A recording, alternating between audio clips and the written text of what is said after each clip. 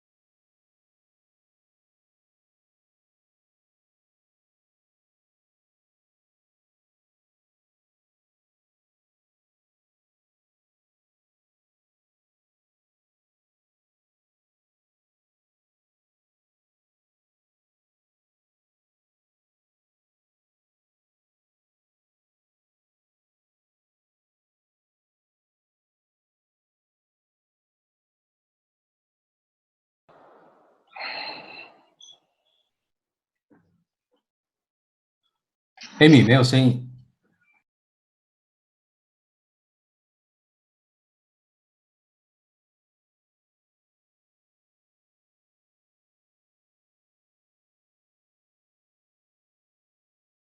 The Themed Entertainment Association. The TEA is an international association with over 1,200 members in 40 countries.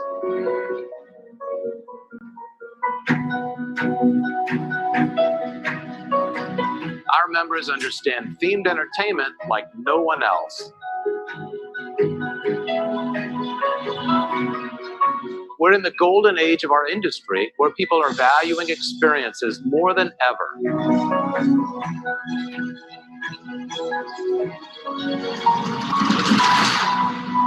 The TEA hosts the SATE and Summit conferences, as well as the Theo Awards, which acknowledge the best and the brightest of our industry. The best thing about the TEA are the relationships that you create. You'll form friendships and professional relationships that will last a lifetime. This is an organization of people. You can have an active role and help shape the future of our organization. You should join the TEA because it's a conglomerate of individuals who are like-minded relative to themed entertainment, fantastic storytelling, and creating amazing experiences. There's never been a better time to be a part of the TEA.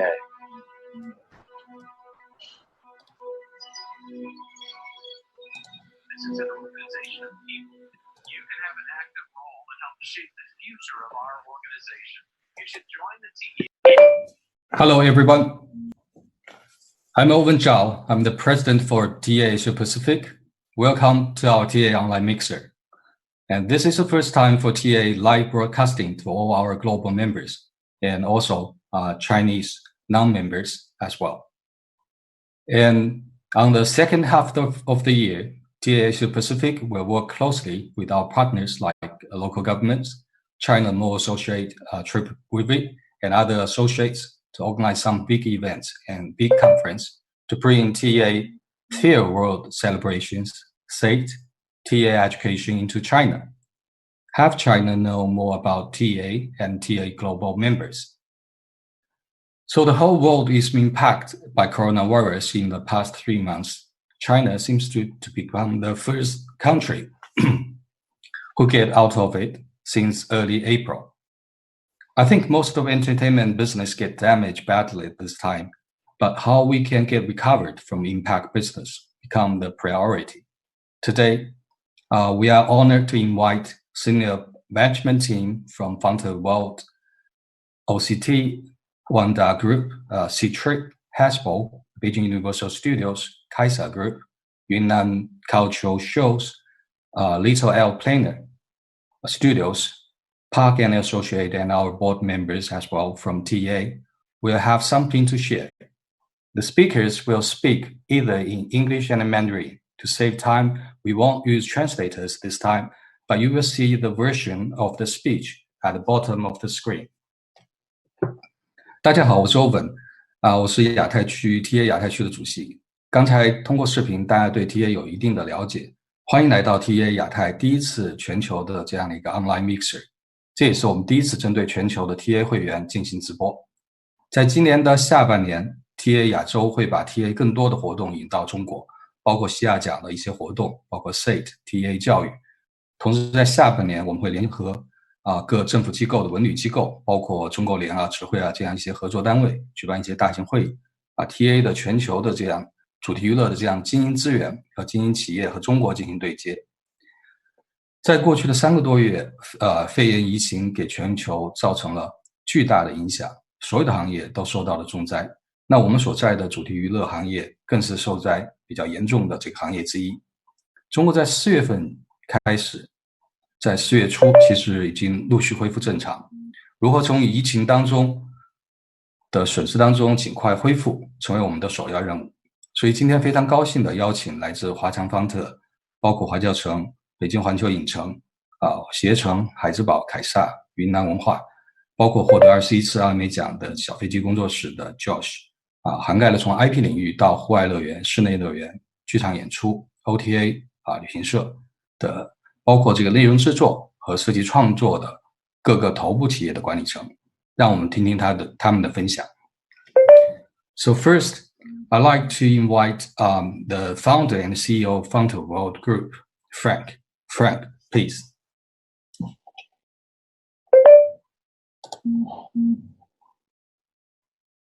Frank, you are still mute.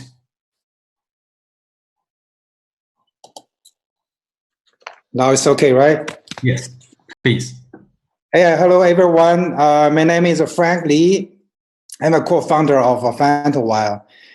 And first of all, I needed to thank you, Alvin, to provide this opportunity for me to share my thoughts with all of you.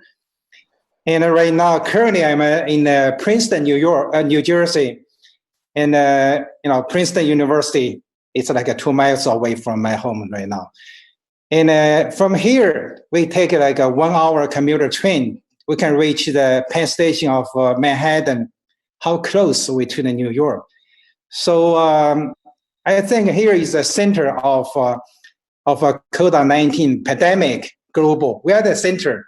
We're the worst place right now. So when the COVID-19 pandemic outbreak in China, our judgment was a serious one. I left China on January 22nd.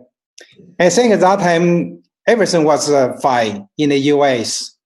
Only 5 cases, I remember. So January, when I come back to the US, only 5 cases in the Seattle, Washington State are places.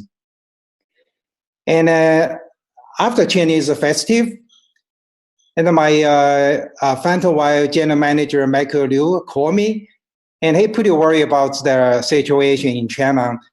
And he pretty worried about the pandemic. It's really going to hurt us. I tell him what I thought is will be okay. I thought it's just like 17 years ago SARS, right? Which disappeared after a few months. But I was totally mistaken this time.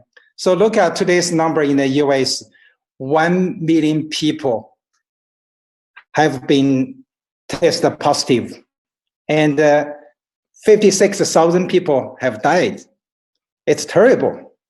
It's really terrible. Also, China has basically controlled the COVID-19 pandemic. I think everybody has realized that the coronavirus pandemic situation in the US and a major country of Europe, if not controlled, China cannot completely control it. So up to today, the US seems to pass the inflection points. This is a lunchtime. I just watched the CNN and I heard the governor of New York, of Cuomo, that he says today's number is the same number of 24 days ago. That means New York is past the curve, right? So right now New York is on the backside of the curve. That's good news. But nobody knows how long to reach the bottom. No idea. Hopefully they're going to come down very quick. Because China, the country cannot be blocked. You have to open, right? I supposed to go back to China end of March because I have lots of job to do. We can't go. We can't go. I stay at home 50 days already. Stay at home. We don't need a mask, but we are not go outside. Like online grocery store shopping and delivery, drop your food in your front gates. That's it. That's our life right now. So pretty bad. Lots of Chinese don't understand this. China has made the model of how to control the pandemic. And American will not even copy it. Lots of my colleagues call me and say, it's American stupid. Let me tell you this, it's a joke. American left hand has a Bible. So they don't afraid of this. Right hand side, the American has a constitution. They want freedom. They don't want to stay at home. They want beach. They want fresh air. That is a problem. Right now, it says this governor, president, residents, no one listen to each other. It's all messed up. So that's just the current situation right now. So we are most concerned about when we can return to the normal. This is a bigger topic in the US currently. American experts say that the virus will be coexist with us until the vaccine is made available.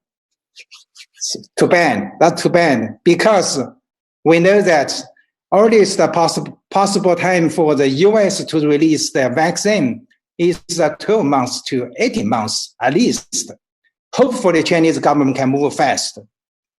So I think this kind of bad news, the Chinese government, they won't tell the people, because right now the number one sense in China is what? Stability. They don't want anything. They just want everybody feel okay. So this situation for us, what is that? We face this. This means our visitor, they visit our park, they needed to wear the mask all year long. You can think, you can imagine this kind of a situation. You can imagine what the image is that. So what should we do during this pandemic? Let me give you a little bit brief introduction of Fantuwai, what we're doing there. And the first what we do, we have main business is theme park. Second, we do the creative design. Third, we do animation movie. And we do the IP authorization. And also we do equipment sale. Of course, the theme park and the movie business have been harshly affected by this pandemic. But not only us, all of the theme park around the world are forced to close. Even Disney, everywhere, right? So in China, even worse, the government doesn't allow company to dismiss the employee. That's everybody knows that. You can't fire anyone. Doesn't allow employees stay at home on pay, right? Take a vacation, now you have to pay. That's very bad. So we got a big burden, right? We have to take care of all the expenses, but we have nothing in your pockets. That's a problem. So during the middle of March, we have like a video conference with my colleagues working in Shenzhen to discuss this crisis. Here are a few thoughts I want to share with you. Number one, we can't wait to reopen our park. We can't wait. I think nobody can wait. So fortunately, the local government can't wait either. The economy is severed, it's affected by this, it's a big impact by this pandemic. So we have got all the green lights because we are all on the same boat right now. I just gave you, I gave you an example in the Changsha. In the beginning of April, and the mayor of Changsha, they want us to open the park there, same park there.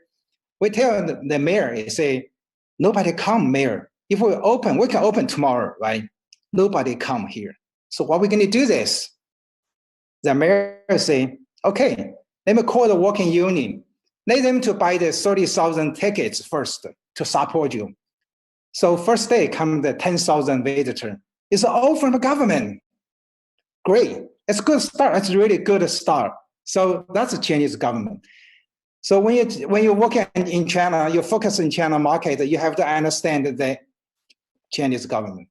That's a very good start. So until today, 25 parks runs by us, all are reopened right now. So we compare this April to the April 2019, means last year, April.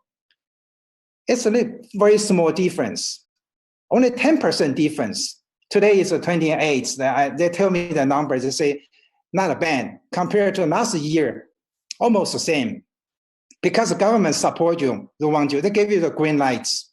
So that's the first thing I want to share with you. We open all of our park. Even lots of local government doesn't allow you to open your indoor attraction.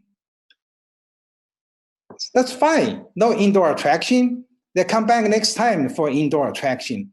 But lots of places, like we have a park in the Jinzhou. It's very close to like a 1 hour train to the Wuhan, right? So that place is a center of the pandemic of the Chinese the outbreak, China outbreak there. Their government tell us, we don't care. You open all your attraction, even the indoors. Any problem, they come to the government. They take care of this. That's good. So if you insist to do this, you open your park, then people still come back.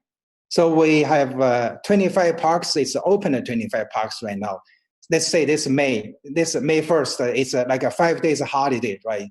Maybe it's not good, but I think still some people come to. You have to gradually back to normal. Number two, I want to share with you is COVID-19 cannot be despaired until vaccine available. It's not I tell you this, that's an expert. So survival is the first thing for a company needed to concede. You needed to survive. If you are not survive, you're out of the market. You're going to close your company, right? Maybe the marketing scramble and you're out. If your business is focused in Chinese markets, the following 5 months are very important because, as I mentioned before, the virus will be back in the fall and the winter. That's an expert of Americans say that.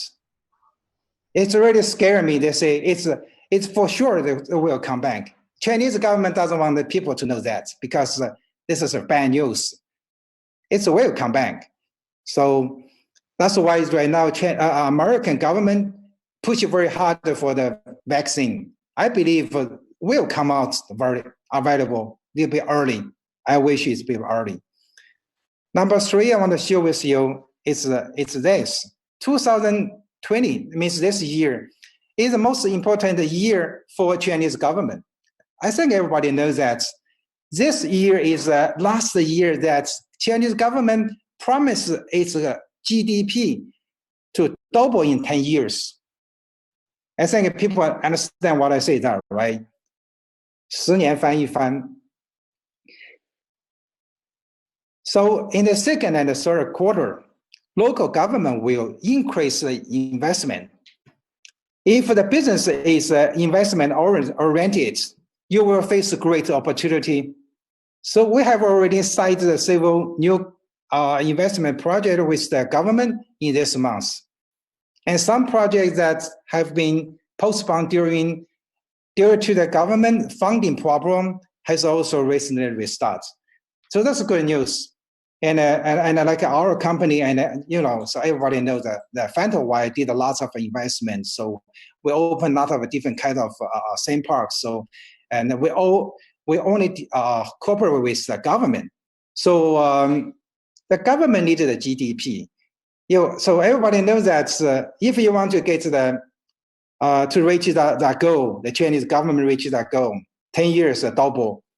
This year GDP has to be higher than 5.6. So look at the first quarter, the GDP is a negative, so pretty hard. So I think we have a good opportunity to do this. So that's three. I think good. It's my thoughts. I like to share with your people. Number one, it's insist and to open your park. So you have to do this. Number two, next 5 months is most important 5 months. You can't lose the 5 months, right? You have to do this because the virus is going to come back fall and the winter, right? Number three, we have a lot of opportunity this year. Believe me, starting second quarter and third quarter, and lots of projects they're going to, you have this opportunity to do this. I think because today I know there's a lot of people needed to share their thoughts, their ideas. So I just want to save the time for other people. So I'm going to end this. Thank you very much. Thank you, Alvin. Thank you, Frank. 谢谢 Frank。从 Frank 发言，我们可以看到方特对疫情的控制其实还是包括下半年的经营恢复，包括中国政府的政策支持，还是非常持乐观态度的。那同样，让我们来问问万达文旅管理公司的马总，作为中国文旅的重要一员，万达集团在这次疫情过后，有什么能跟我们分享？马总 ，please。好，各位同仁，大家上午好。很高兴啊，今天能有这么个机会和大家交流一下。其实这一场呢，突如其来的这个新冠疫情啊，可以说给我们整个社会按下了暂停键，似乎这一切都凝固了。复工复产呢，现在在这种重重的这个压力下呢，已经开始启动了。但是呢，有的这个行业会快一些，有的行业会慢一些，特殊行业就会更加滞后。以这个人员流动和聚集为基本运行特征的这个文旅行业，应该是属于最后的一方。换言之呢，这个文旅行业的全面复工，也就意味着整个社会一切走上了正轨。那么如何应对这种艰难的局面，我想借助知命、知运、知己这3个关键词来谈一谈我的想法。首先我们看看知命做一个威胁的一个判断。这个武汉封城呢，拉响了全面抗疫的警报。时至今日呢，大体也经历了错愕、迷茫和这个恐惧的这3个阶段。新冠疫情到底是个什么东西，人们完全未知，可以用错愕这个词来形容最初的这种状况。那接下来就是全面的这个停工，大多数人居家抗疫，不知拐点何时到来。那么此时呢，可以用迷茫这个词来形容。当下呢，中国的疫情呢得到了有效的控制，复工呢、复产在按节奏的有序的这个进行，但是呢，这个海外的疫情持续蔓延，且未见拐点，这无疑增加了人们的这种恐惧感。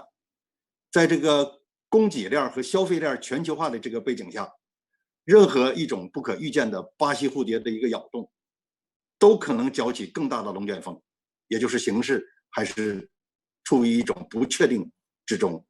基于此，我们判断疫情对文旅的影响不会马上过去。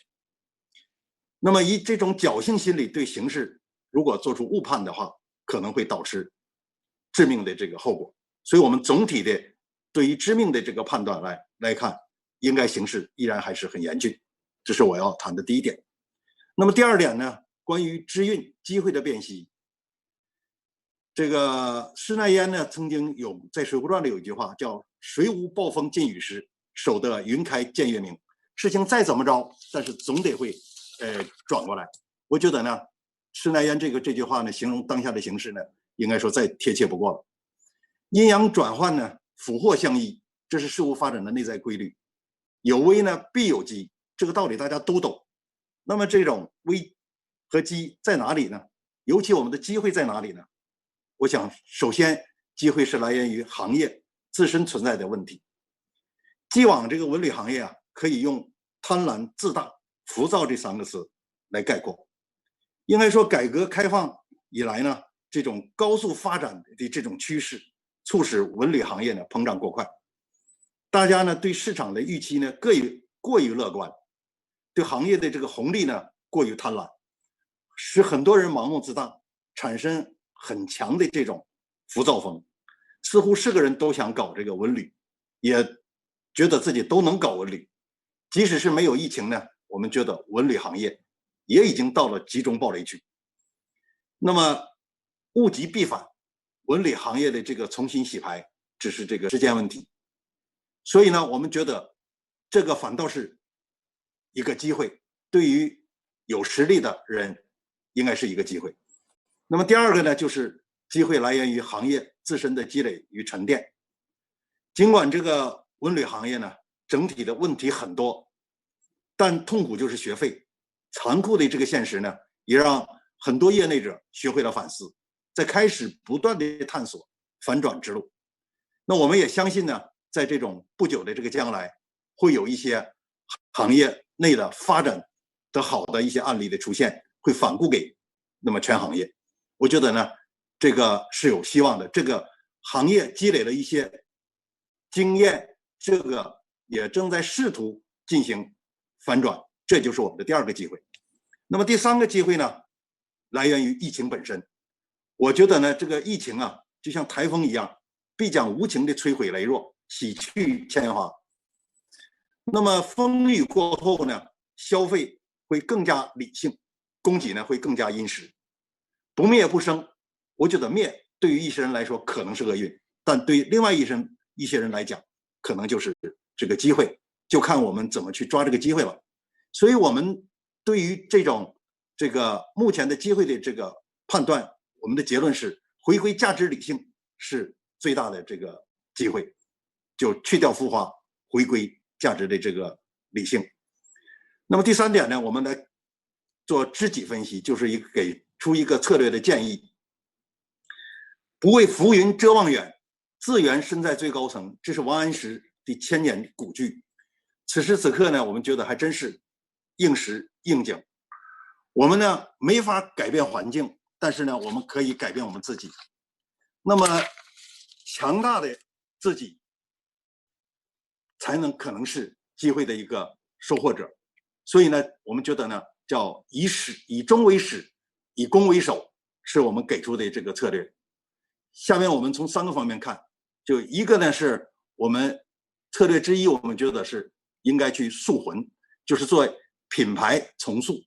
以终为始，那么我们指的是什么呢？就是该去的留不住，或许呢也不该留，那么该来的呢终究会要来，或许呢还是应该期待。所以既然疫情已经这个按下了暂停键，我们就有了精力，且也很有必要重新来审视我们做过的事儿和呢正在做的事儿，对品牌呢进行重新的一个定位。那么以终为始说的就是该灭灭，该生生。其实好多人还觉得有一些这个存在着观望啊或者不舍呀，没什么不舍的。对于事物来讲，应该是遵从这种阴阳转换的这种规律的感知，这就是世界观。依据对与错、是与非的这种判断呢，那么事情到底是值不值得干、该不该干的这种行止是价值观。对我们所做的这个事儿带来的是苦还是乐，这个呢的认知呢就是人生观。我们觉得以3观的方法论对我们的品牌这个内涵重新呢做感知、行止、认知的评估，那么做到品牌宁愿。接下来就是要剔除剥离与品牌无关的产品和业务，聚拢呢这种核心的要素，以使呢品牌盈利。最后是品牌内涵呢要通过这个运营传递，获得消费者的认知，达成这个品牌凝魂的终极目标。这是我们对从品牌重塑这一些看法。那么接下来呢，我们想谈一下这个模式创新，就是如何去塑形。那么以攻为守，指的就是这个遇到灾难，人们自然会处于守势。那么但是呢，如果形势过于严峻的话，守呢肯定是守不住的。所以呢，以攻为守或许是上策，带着这种辎重突围的话是突不出去的。那么没了辎重呢，自然就要放弃原有的这个模式。比如说我们过去的这种打仗，我们带着很多炮去突围，重炮突不出去，那么只好扔掉这种重炮，那带着快枪走。既然是扔掉了重炮，那么炮击模式就要改变了，可能就要改变成快枪模式了。所以说呢，这个事儿也既然把包袱已经扔掉了，那么我们可能就要转换一种新的模式了。文旅的这个消费者啊，这个生力军呢，现在看主要还是年轻一代。那么这些人对束缚的这种恐惧与对自由的这个贪婪，是他们消费的这个核心动机。我们觉得，如果围绕这个动机呢，改变我们的这种运营模式，辅以相应的动因的这个刺激，那么呢，必然会产生一个这个释放出一些新的这种消费的动力。所以说呢，这样看呢，应该说扔掉过去，主动的这个拥抱未来，说不定是疫情这种灾难给我们这个带来的一个机遇。所以这是关于模式我们的想法。最后一个呢，关于呢这个组织变革的这种溯本，就是以攻为守呢，一方面呢体现在这种模式创新上，但在这个另一方面呢，还是需要组织变革作为支撑。那么原有这种固化的这种层级式的这种体制，应该说是一种高耗能、低产出。如果不做出这个改变的话，品牌重塑与模式创新就都成了空中楼阁，可以说是中看不中用。到头来呢，估计还是竹篮打水一场空。那么这种组织变革呢，我觉得应该是比这个模式创新要难得多。应该说，毕竟呢，这个它涉及到一种的重新分配，这个再分配。那么这种再分配可能就会牵一发动全身。如果没有这个新冠疫情这种不变就可能死的这种大势的这个支撑，应该是很难做到的。所以这个疫情带给我们的这种威胁，带给我们的这种逼迫，应该也是一种这个机会。既然如此，那么呢，我们何不以退为进，借势前行？那么看似是退，实则呢是攻。那么只要保持好攻守这个平衡，我们觉得目标就可以这个实现。由于时间的关系呢，我对这个发言呢就不展开讲了。所以最后呢，把这个风雨过后见彩虹的这个美好祝愿送给大家。好，谢谢。谢谢马总。Thank you, Mr. Ma. I like your topic. You mentioned after storm come the rainbow. Know your destiny, know your opportunity, know yourself. After the coronavirus, we build the brand, innovation, and reformation. That's a really good point. OCT 华侨城在TA 很多年的全球10大乐园排行上一直排在第4位，仅次于环球影城。去年的游客量和综合排名已经非常接近环球影城。OCT 华侨城大家可能比较熟悉的是它的欢乐谷乐园，其实除了这个之外，华侨城有大量的其他的多产业业态，企业竞争的竞争力可能在这个时候显得尤为重要。所以接下来我们有幸邀请到华侨城的文旅院的院长王刚先生来进行分享。Mr. Wang， 谢谢大家。我是华侨城旅游研究院的王刚，很高兴呢在这样的形式下和大家见面，也借此机会呢和同行呢来分享我们华侨城在这个防疫疫情方面的一些措施、一些新的思考和判断。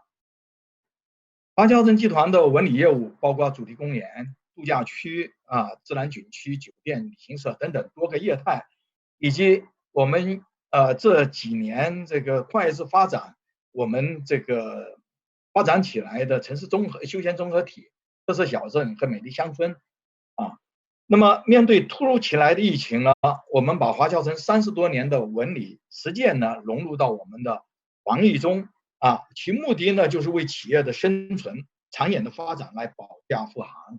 我从3个方面跟大家分享第一呢是疫情防控和复工复产两手抓，两手都要硬。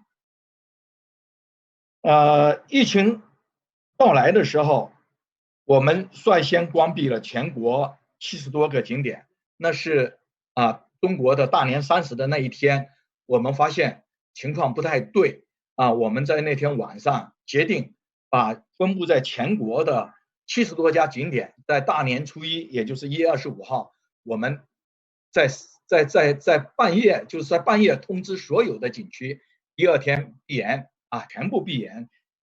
那么以适应这个疫情的这样突发疫情的情况那么在这个2月下旬的时候，根据国家的要求和疫情防控的情况呢，我们华侨城集团呢就发布了全面复工复产的通知。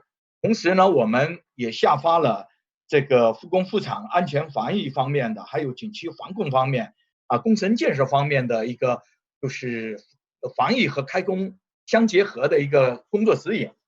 那以此呢，为了这个景区开园因为这个景区非常特殊我们要接待来自不同地方的游客，那么我们专门呢把这个开园指引的行政文件呢编写成了我们的企业标准来指引我们全国70多家景区既有封闭的收门票的，也有开放的这个景区呢，这个来开园，同时呢这个也做好防疫工作。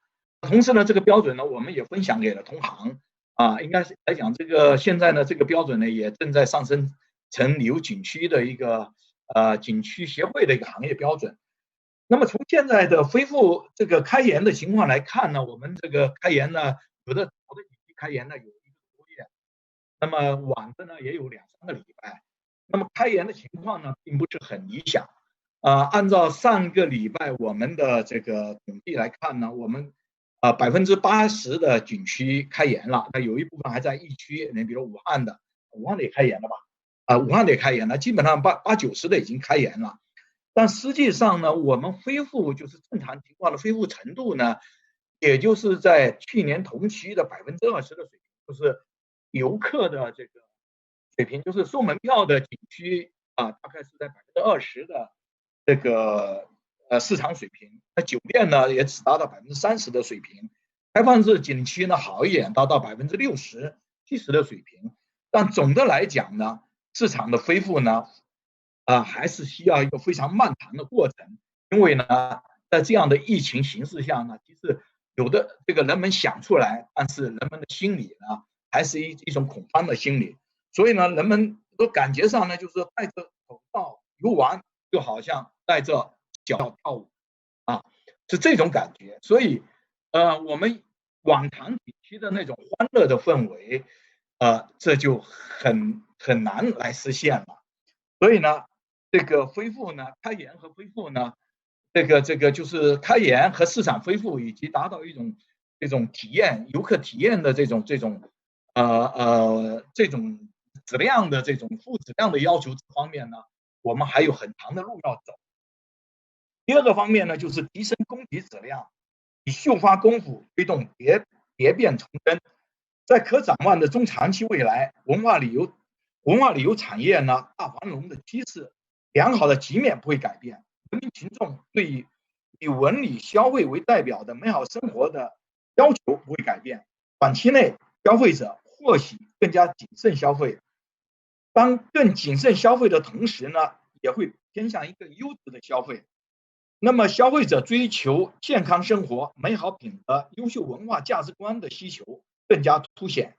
长期来看，相信市场需求巨大的主题公园产业呢发展呢有信心、有能力将此次的挑战呢转变为战略转型、业务重组、创新升级的契机。因此，不论短期时间内或者是长周期内，主题公园产业顺应这个消费者升级的趋势，着力提升主题公园产品质量和服务质量为核心，扩大优质文旅产品的这个市场供给呢，会是一个大的趋势。正如17年前这个非典之后，我们华侨城当时呢以北京欢乐谷为起点，就是我们从深圳走向了全国，那也是非典之后正如刚刚李明先生讲的，我又回想起当年我们和李明先生一起在做我们的欢乐谷的一些项目，做世界之窗的一些项目那么非典之后呢，因为华侨城我们抓住了一个机遇，那么我们呢这个不仅仅是把欢乐谷呢做到了全国连锁不连不及，同时呢我们也发展了像东部华侨城这样子的一个度假产业那么集生态旅游、这个休闲主题公园这个高尔夫球场等等这样的一个非常综合的产业，也是在非典17年前非典之后，我们我们这个抓住了机遇，我们这个组织重组，我们业务流程重组产品再造，那么抓住得到的一个发展机遇。那么同行之间呢也有很多好的案例，你比如像长隆也是在非典之后，那么重整旗鼓从一个公园变成了多个公园，变成了度假区，变成了现在我们行业这个冉冉升起的这样子的一个行业的新兴。当然还有这个方特也是在这之后那么生长起来的。所以呢，我们觉得呢，主题公园企业需要做的呢，就是准备多种应对的方案，以秀发的功夫苦练内功，积极创新产品，提升文化性，并尝试丰富商业这个模式寻找新的盈利点和发展机会。那么我们华侨城呢在这样的一个现在这样的疫情背景下面，我们也投巨大的能力和物力呢，在启动这个真正华侨城旅游度假区和东部华侨城的改造以及这个更新换代。那么大家也知道，这个深圳本部的华侨城旅游度假区、锦绣中华世界之窗欢乐谷都已经经历了20多年到30年的这样子的一个历程。那实际上它已经到了这个产品生命周期该换代的时候。那我们现在呢，正在就是做大的规划啊，这个已经这个全系的这规划呢已经完成了。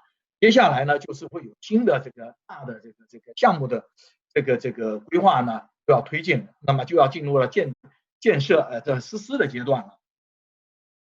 那么第三呢，就是拥抱新技术，迎接新变革，开拓新征程。疫情影响加速人们生活和消费方式的改变，促使新的旅游观念和需求产生，从而加速推动了行业技术的变革，实现文化旅游产业的更新迭代。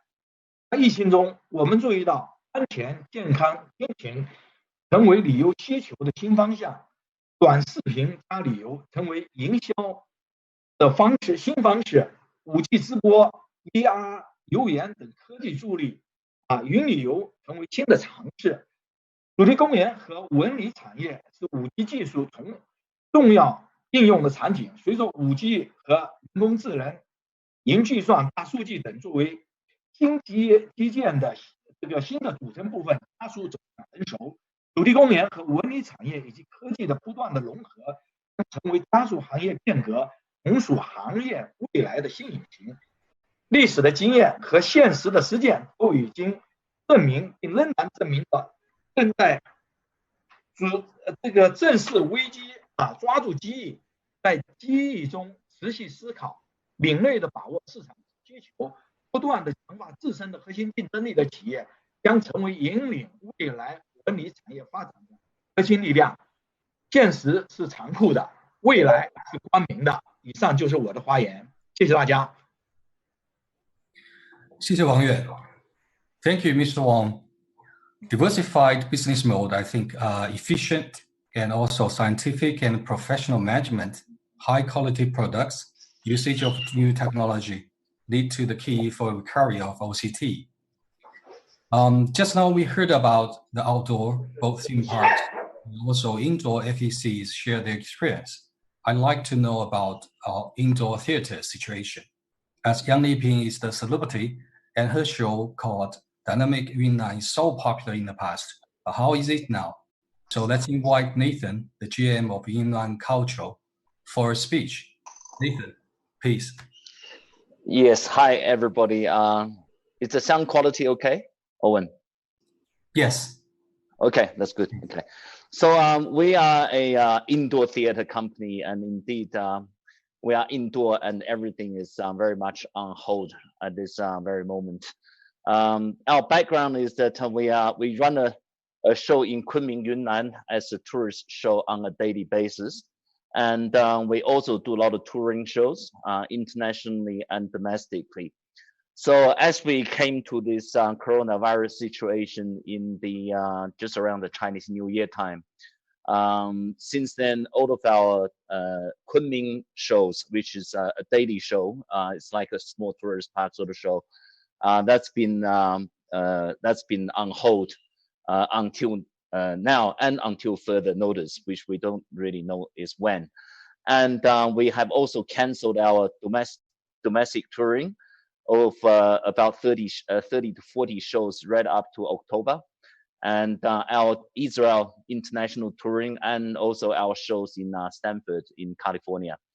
So that's been a real disaster for us because as a private independent company, we don't receive any government funding, and we don't receive any on the surface help from any levels of government, either the provincial, city, or the central government at all.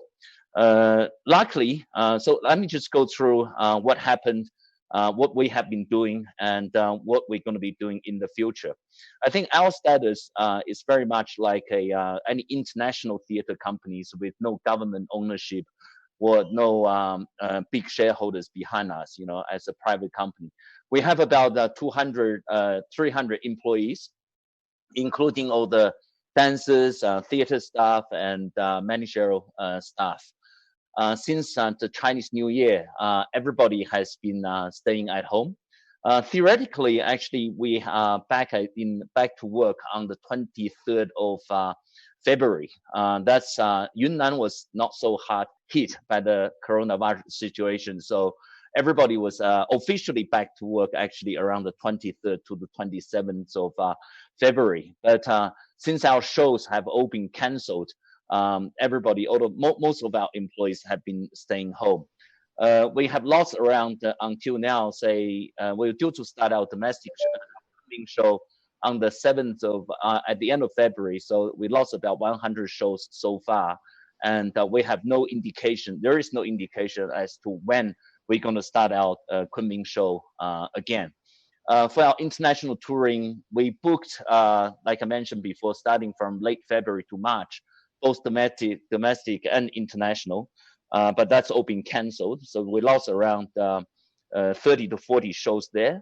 Our total financial loss so far may be around 11 to 12 million RMB. So we are in the situation of paying the salaries of people who are staying home. I think that's the first speaker mentioned. As private companies, we can't just let people go. We have to continue to employ these people even if they're staying at home. So for February and March, we have paid people a normal salary, as if they are not doing shows, but they still receive a standard salary. In April, we paid people a minimum salary. So it doesn't matter if you're working or not. According to the Kunming Yunnan provincial labor laws, we paid most of our employees a minimum salary of around $200 US, $200 US per equivalent RMB per month. Starting from next month, actually, we're going into a more dire straits situation as our cash is running out. We'll be paying most of our employees only about $100 US equivalent per month. That actually puts it's very difficult for a lot of people to even survive, even to pay their rent. Imagine something around 570 RMB per month living costs for a whole family. Sometimes they have to pay for their school children to go to school. Fortunately, we usually take a Chinese New Year holiday, so we let most of our people go home before the Chinese New Year holiday. They haven't returned to the city. So fortunately, probably majority of our dancers and actors are still staying at home, which makes life a little easier for them. We don't know when we're going to start working again. And even if we start working, I think like Mr. Wang from OCT and Mr. Fang mentioned before, at this stage, the country is still in lockdown, even though domestic touring travel is coming back. But we don't see enough people actually going from provinces to provinces. So in terms of even for our domestic Kunming shows, you have to keep, I think, only open up to about 50% capacity. So you have to keep 2 seats for one person for a theater show. In that case, does it make any economic sense for us to even open the show, even if the government allows it? And also for the all the theaters around the country to actually start doing shows is still a question. So we have absolutely no idea at this stage when the theater industry is going to open up. So what we have been doing, starting from February, in the beginning we thought, okay, we're going to get 2 or 3 months off. This may be a good time to actually to start doing some self-training. There's been no time for us to actually take any break. So we started implementing, asking everybody to self-train online. So we found a lot of internet courses for our managerial staff and technical staff to learn to develop their skills. For example, we run managerial courses, accounting courses for some of the sales staff. We run a lot of technical training courses for lighting designers, for our sound designers. We encourage our actors to start do some choreography themselves. We run mid-level to high-level English classes for those people who generally would tour international and never had a chance to really learn English. We also implemented some culture building activities in the company. We asked people to write articles about their stories, what they've been doing at home during the COVID-19 time, and encourage each other to continue to support each other.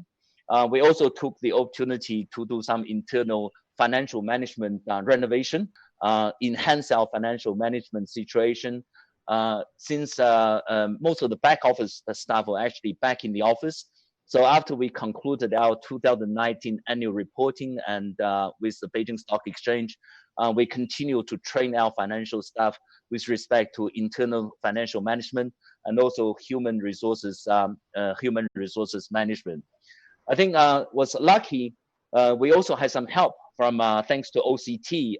We had close cooperations in the theater project with OCT, and actually we've been back in continued construction of the new theater in Dali and Yunnan, and also training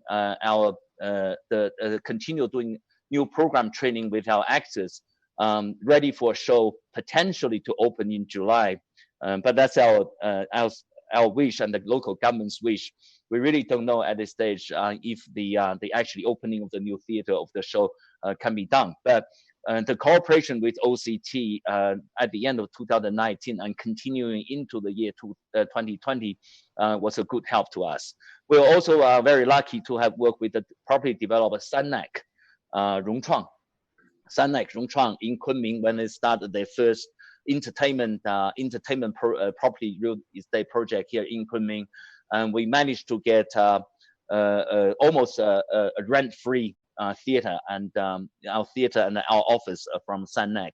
So that's been a great help to us. I think this makes reflect a lot of these private theater companies in China, and also I've been talking with people in the UK and also in America. Unlike probably 80% of the theater companies in China, which are government owned, that means all of their employees continue to receive a full salary. Doesn't matter if they go to work or not. I think the private theater companies are facing a really, really difficult time. So what are we going to do going forward? We're not despairing. We're not just sending ourselves to say continue to let people go and not to do anything. We just finished the choreography of the big show in cooperation with OCT that's due to open later this year. So these people are dancers are back to work doing the choreography. This is not opening for business. It's more like, we are just continue back to work. So that's actually encouraged by the local government here. Once the show is done, we just have to sit around and wait to see when the show is to be opened.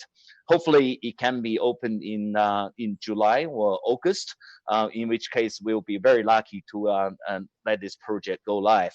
Secondly, we're doing a lot of online e-commerce development. I think there's been a trend in the travel and travel tourism and entertainment industry. A lot of people off work, they have to do something.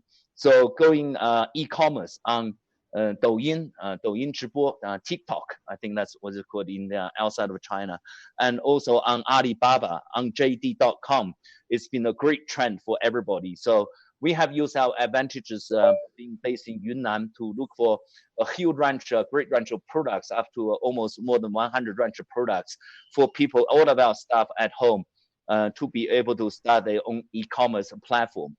Selling Yunnan special produce across the country, across the nation. That's been a huge trend to people. We also use some of our more famous dancers here, a couple of the dancers who won international awards and also Chinese awards, to go onto these e-commerce platforms to exhibit their dance skills, as well as their how famous they are and their popularity, with a lot of fans to follow them. To implement this sort of e-commerce strategy. And the other thing that we are doing is Yang Liping is a very famous brand here in China, and we've been continuing to try to leverage on a branding value of Yang Liping, not as a person but as a brand. So we have been working with QQ, with Tencent, on the moving our dance programs as video games onto the QQ platform, and that was a strategy that was we started doing later last year. But during this COVID-19 times, it actually gave us a good opportunity to really develop and work closer with the Tencent's platform to develop this project. And we are also looking at working with Alibaba and the local government here to use our branding value to build stronger a brand for Yunnan produce. Yunnan is very famous for its local produce, such as rice, agriculture produce, flowers, and also my Chinese minorities cultural products. So we want to continue to work with the government and the Yang Liping brand to leverage on our branding value together to promote Yunnan culture and produce across the country and internationally. One of the things we have been doing is Yang Liping culture workshop. We have built out around 20 workshops across the country to continue to promote Yang Liping's branded wine, Yang Liping branded food produce, and many other products that we are Yang Liping's spokespersons for the companies here based in Yunnan. We also have a children's education business. Of course, that's also been in on hold mode over the last few months. But I think as the primary schools and middle schools and high schools gradually to start open, I think this education program is going to open up very soon. So we have around 15 these children's education schools across the country, and we have taken this time to build out new programs, especially online programs. That's been a continuing process through this whole situation. Continue to run online classes for all of our students across the country. So I think, in short, it's been very tough for private theater companies like us. And luckily, we have a brand value, and we have more than just one business models. So as we going through this hard situation, I think building out, not relying just on our traditional business model is very important. And all of our employees are going through an extremely hard time, but so far we have heard no complaints from anybody. Everybody who can do anything they are doing it, even by staying at home and just managing their own life well. In this hard time when the pay is so low, it's a help to the company, it's a help to our culture building process. So we will continue to work with the local government here to see what we can do, and work with our international promoters and also domestic promoters and big theater chain companies like this, and try to work through this hard time together. E-commerce is an extremely important and any online business very important for our industry right now. And I think we will continue to work very hard at this e-commerce platform and cooperating with big platforms like Tencent, like Alibaba, like TikTok, and to use our contents, our advantage in content development together to try to find new business models. So hopefully we can all go through this together, and we'll be seeing everybody again in all of your cities, in the poly theaters and your local big theaters in the months to come. Thank you very much. Thank you, Nathan. Thank you for your speech. Up to right now, more than 1,700 global members watch your speech. In fact, right now it's really late in America and Europe. Someone even text me say your speech makes sense. 谢谢 Nathan. Okay, thank you. See you next time. Bye. 到刚刚为止，我们在这个TA 有一个全球的一个群，然后在全球的群里面，我们看到有到现在有大概有1700名我们全球的会员正在看这次直播虽然现在北美是夜晚，然后有些人都在给我发微信说我们的嘉宾的 speech 对他们非常有帮助，也很快了解中国的这个市场恢复和一些基本情况。这次疫情对剧场演出来说应该是毁灭性非常大的。我们刚刚听过通过 Nathan 的这个分享，我们了解到一直到今天还没有完全恢复。杨丽萍老师的团队的演出不但在国内广受欢迎，也成功的从中国走向世界。我们也期望很快能看到更多杨老师的演出，尽快回到舞台。OK， 接下来我们把目光放到线上。OTA 作为中国旅游行业的新兴成员，在近几年占据了越来越重要的地位。在疫情初期，我们看到他们是冲在最前方；疫情的中后期，大量的旅游相关的订单面临的更改和取消，这一危机可能对 OTA 来说也是从来没有过的。接下来，我们邀请来自携程集团王能事业部的首席商务官方文峰方先生，然后为我们来分享。William, please. Hello everyone. Hello Owen. My English is not very good. I will speak in Chinese. Hello.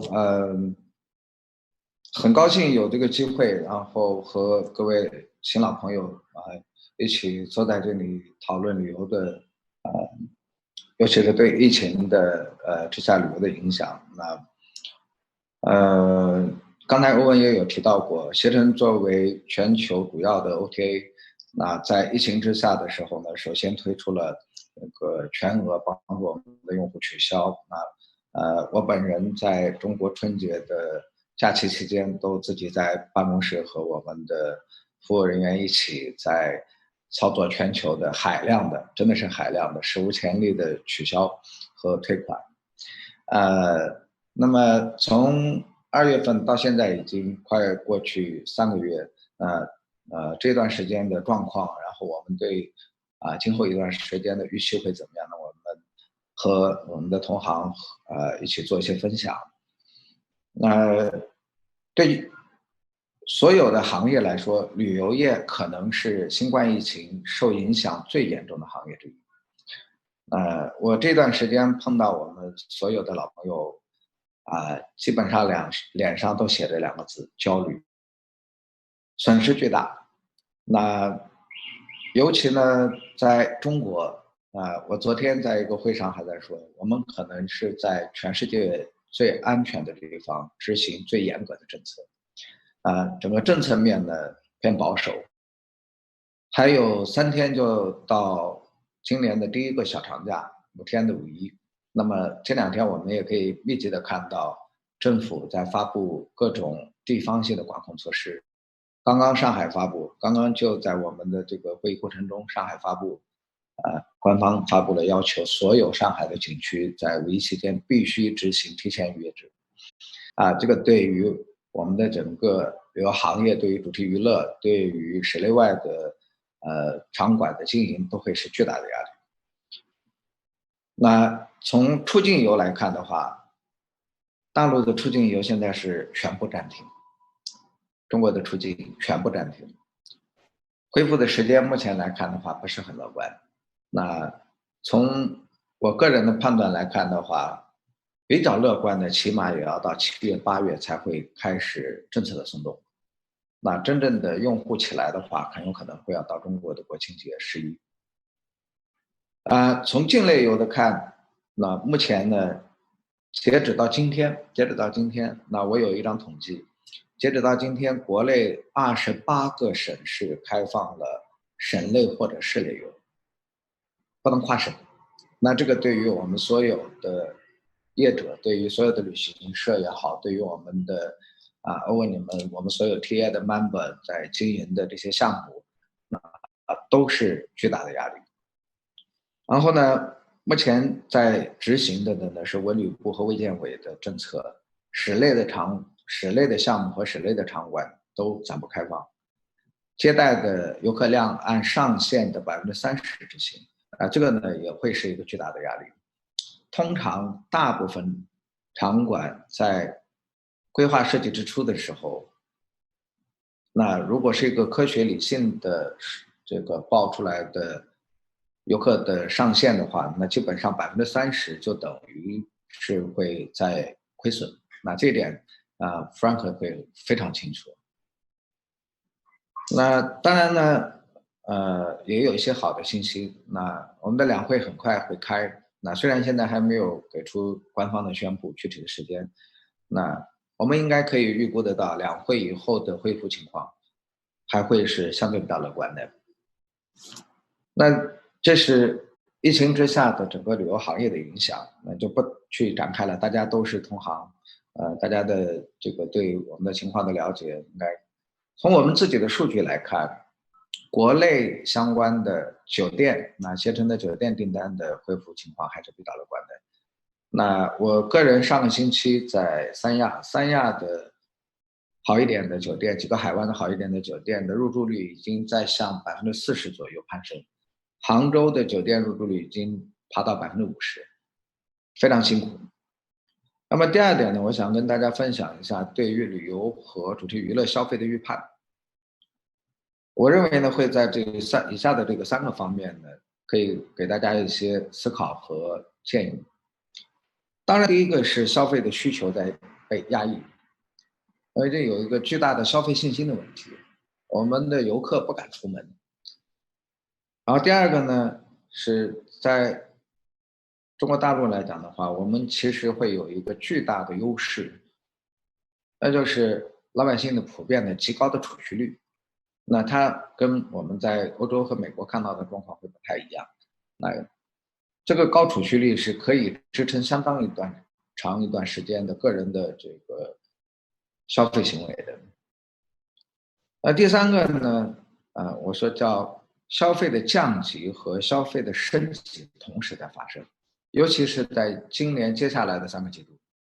为什么这么说呢？第一个降级呢是出境旅游，大量的出境游客，中国2019年出境游客的数量是破了1亿人次以上的。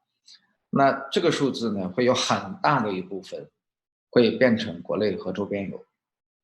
那虽然是从游客的角度是在消费降级，但是对于我们在经营国内游、在经营国内的这些旅游场馆的，其实是消费者会转到国内来。那么还有一个消费升级是什么呢？不管是中国人还是欧洲人还是美国人，那我们的消费和我们的旅游是一个相对比较体验性的需求，已经压抑了3个月，3个月全世界几乎都不带动。那所有政策会开放的地方，我们可以预估到消费者会集中消费，会紧分。大家关注中国内地的这些消费旅游相关的新闻的话，就可以看到哪里开放了，哪里即使是local 就本地的用户群体都可以把它挤爆。那第3个呢，想跟大家分享一下，在这个复苏的过程当中，我观察到的一些特点。这个呢是需求依然旺盛。我在过去的1个月内分别去了江苏、浙江、海南。中国的长三角、长江三角洲和珠三角，然后西南的成都、重庆、西安这些商圈，经济的活跃程度还是非常高的，人口基数巨大，出行乃至旅游的需求依然是非常旺盛。可以给大家举2个例子。高峰时段，长三角往返上海、无锡、苏州、南京、合肥、杭州的高铁线路是已经常态化的满座。那这个是我自己去看到的。然后第2个呢，大家如果有兴趣的话，尤其是在中国境内的我们的朋友们，你可以现在打开你的，不管是百度地图还是高德地图，你可以看一看这个时间点上的沪宁高速，上海到南京、上海到常州，常态化的在拥堵。我上个星期自驾到常州的一个往返170公里的路，我整整开了4个小时。你可以看到中国的这个长三角为代表的、珠三角为代表的这2个最大的经济圈的人流、客流、物流还是非常的繁荣。当然这里面有高速这个阶段是免费的原因，但是在那个上面跑着的车，它是在拉人，是在拉货。那么第2个呢是周边游其实会火爆。那即将到来的5一小长假呢，会有一个政策面的重大的影响呢，是由于我们的孩子们已经3个多月没有上课了。上海是5月18号非毕业班的中小学生复课。那现在的政策要求是14天内不能离开本地，离开本地的话要再隔离不需要隔离，但是需要14天以后才能返校。那种种原因呢，会造成我们的周边游还是火爆的。那这段时间大家关注我们 trip.com 携程的朋友们呢，也可以看到，那我们的董事长詹姆斯呢亲自在直播。从我们詹姆斯的这个每周1场的直播的销量和这个产品构成来看的话，大家可以很清晰的看到周边的这个高端的娱乐和酒店的套餐是最热销的，那说明我们的消费还在。那4月12号的这一天呢，我人在常州恐龙园啊，欧文当然我们今天没有请恐龙园的朋友来。当天常州的恐龙园入园达到了接近1万人。我们可以看到非常好的复苏的苗头。那最后一点呢，想跟大家分享一下对于今年乃至于稍微长期一点的展望。这次疫情引发的全球的旅游行业的停牌，也让我们呢有时间，前面呢几位嘉宾呢也都提到过，我们有时间停下来深入的思考行业的未来。今后我们该去做什么项目，然后缺什么，然后我们的运营、我们的营销该怎么搞。那第一个呢，我们还是可以看到尤其是在中国的这个内地，那主题娱乐和这个旅游行业的中高端供给还是不足的。中等体量的娱乐项目，然后没有好的 IP， 没有足够吸引力的内容，然后没有足够高端的项目，那这个呢，我预估在接下来的1到2年的时间里面，会是一个巨大的投资和这个消费的热点。那第二个呢，是我们的文旅娱乐项目，我自己和我的同仁呢，都在各种媒体和场合在呼吁，要向国家政策靠拢。旅游新基建，新基建在旅游行业里面呈现出来的是什么？那这个是我们希望我们的整个行业呢，能够跟我们一起去思考和推进。那它指的更多的是通信技术，是5G， 是物联网，在娱乐和旅游项目当中的应用。那第三个呢，给我们的业者呢提个建议，我们的规划呢需要更加的科学合理。那最近有一些名字就不方便讲了，有一些我们的主题娱乐的景区呢开关。那开的时候呢，网上的舆论和风评呢不太好，为什么呢？因为它的主要项目全是室内的。那受政策要求的话，所有的室内项目不能开放。那它的园区即使开放了，游客的体验也会很差。所以像欧文啊，像我们的这个 TA 的 members 们我们在做规划、做设计的时候，要兼顾室内室外，然后要去预留出来足够大的客容量，以避免说我们现在关的是室内，但是假设我们关的是室外呢，那我们的人也进不去这种在项目规划上的平衡也很重要。第四个呢，是对中国的经济和旅游行业，我们还是可以在中长期保持乐观和信心。那这里就不给大家展开讲了，这是我过去1个月在国内的一些去过的一些地方，然后我们看到的一些目的地。那消费的好的代表，中国的经济的基本面确实没有改变我不是共产党员但是我自己的观察告诉我，我们的经济、我们的制造业，然后我们的这个旅游，那还是有非常好的基础。最后一个呢是今天早上呢我文稿里面没有最后一个呢是我看到的数字也可以给大家分享一下。我们以中国大陆为代表的东北亚会在全球率先开放、率先解禁、率先复苏，这里面包括了中国，包括了日本，包括了韩国、香港、澳门。那我听到的说法呢，香港和澳门应该会在接下来在5月中旬左右就应该可以开放。那我们对这个区域的旅游，我们对这个区域的主题娱乐行业还是应该充满信心。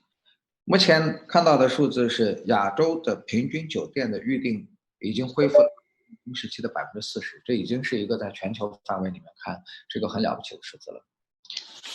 以上就是我的分享。然后最后呢，我看 Frank 已经不在啊，好，那交给 Owen，Thank you。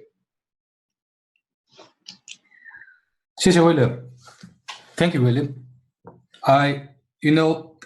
Some of the speakers are really curious about what you're gonna say today. So, because it's your data of trip is very important. And thank you for all the details information about the outbound and inbound market, government policy, and consumption prediction. I totally agree with your point on future success project rely on good content, customers experience, high-end product with IP and well management. The positive and confidence in Chinese economy, especially in tourism industry, cheers up. 我们刚刚了解到已开的户外乐园包括这个环球城、方特。那我们也知道，北京环球影城已经在紧锣密鼓的建造中，它也将成为中国明年最为期待的这个主题娱乐项目之一。这次疫情是否打乱了他们的开业进程，或者说疫情期间环球影城的项目进展现在是怎么样的？它未来的展望是怎么样？接下来我们有请北京环球影城的大股东方首环集团的王先生来进行分享。王鹏。Hello, Owen. Hello, everyone. I'm Peng from BSH Investment, which is the holding company of Universal Resort Beijing. I'll speak in Chinese. I'm sorry for that. 大家好啊，我是来自北京首环文化旅游投资有限公司的王鹏，今天跟大家分享一下环球主题公园项目的一些进展的情况。我们公司呢也是环球项目的中方的这个控股单位。我在公司也主要负责一些文化科技的融合啊，新的项目的一些孵化和投资的一些工作。今年呢春节后呢，蔡奇书记2月18号就到了北京副中心来视察，然后就推动这些重点的工程和企事业单位的复工复产及疫情的这些防控情况来做的一些检查，同时也考察了我们环球项目的工地。在考察的过程中呢，他强调要抓好这些复工复产企业和重大项目在这个工地的这些防疫的工作，然后做到两手抓两手不误，既要保证我们的这个工程的工期，又要保证我们的人员能够得到最好的防护。我们项目呢是从春节后就2月9号就进行了全面的复工，目前呢工地上大概有超过1万名工作人员一起在工作，所以呢就是复工的情况还是比较乐观的。我们也采用了一些全封闭的一些管理措施。我们呢目前也正在保证明年的上半年吧能够如期的开业，这也是我们以前定的一些大的工期的进度。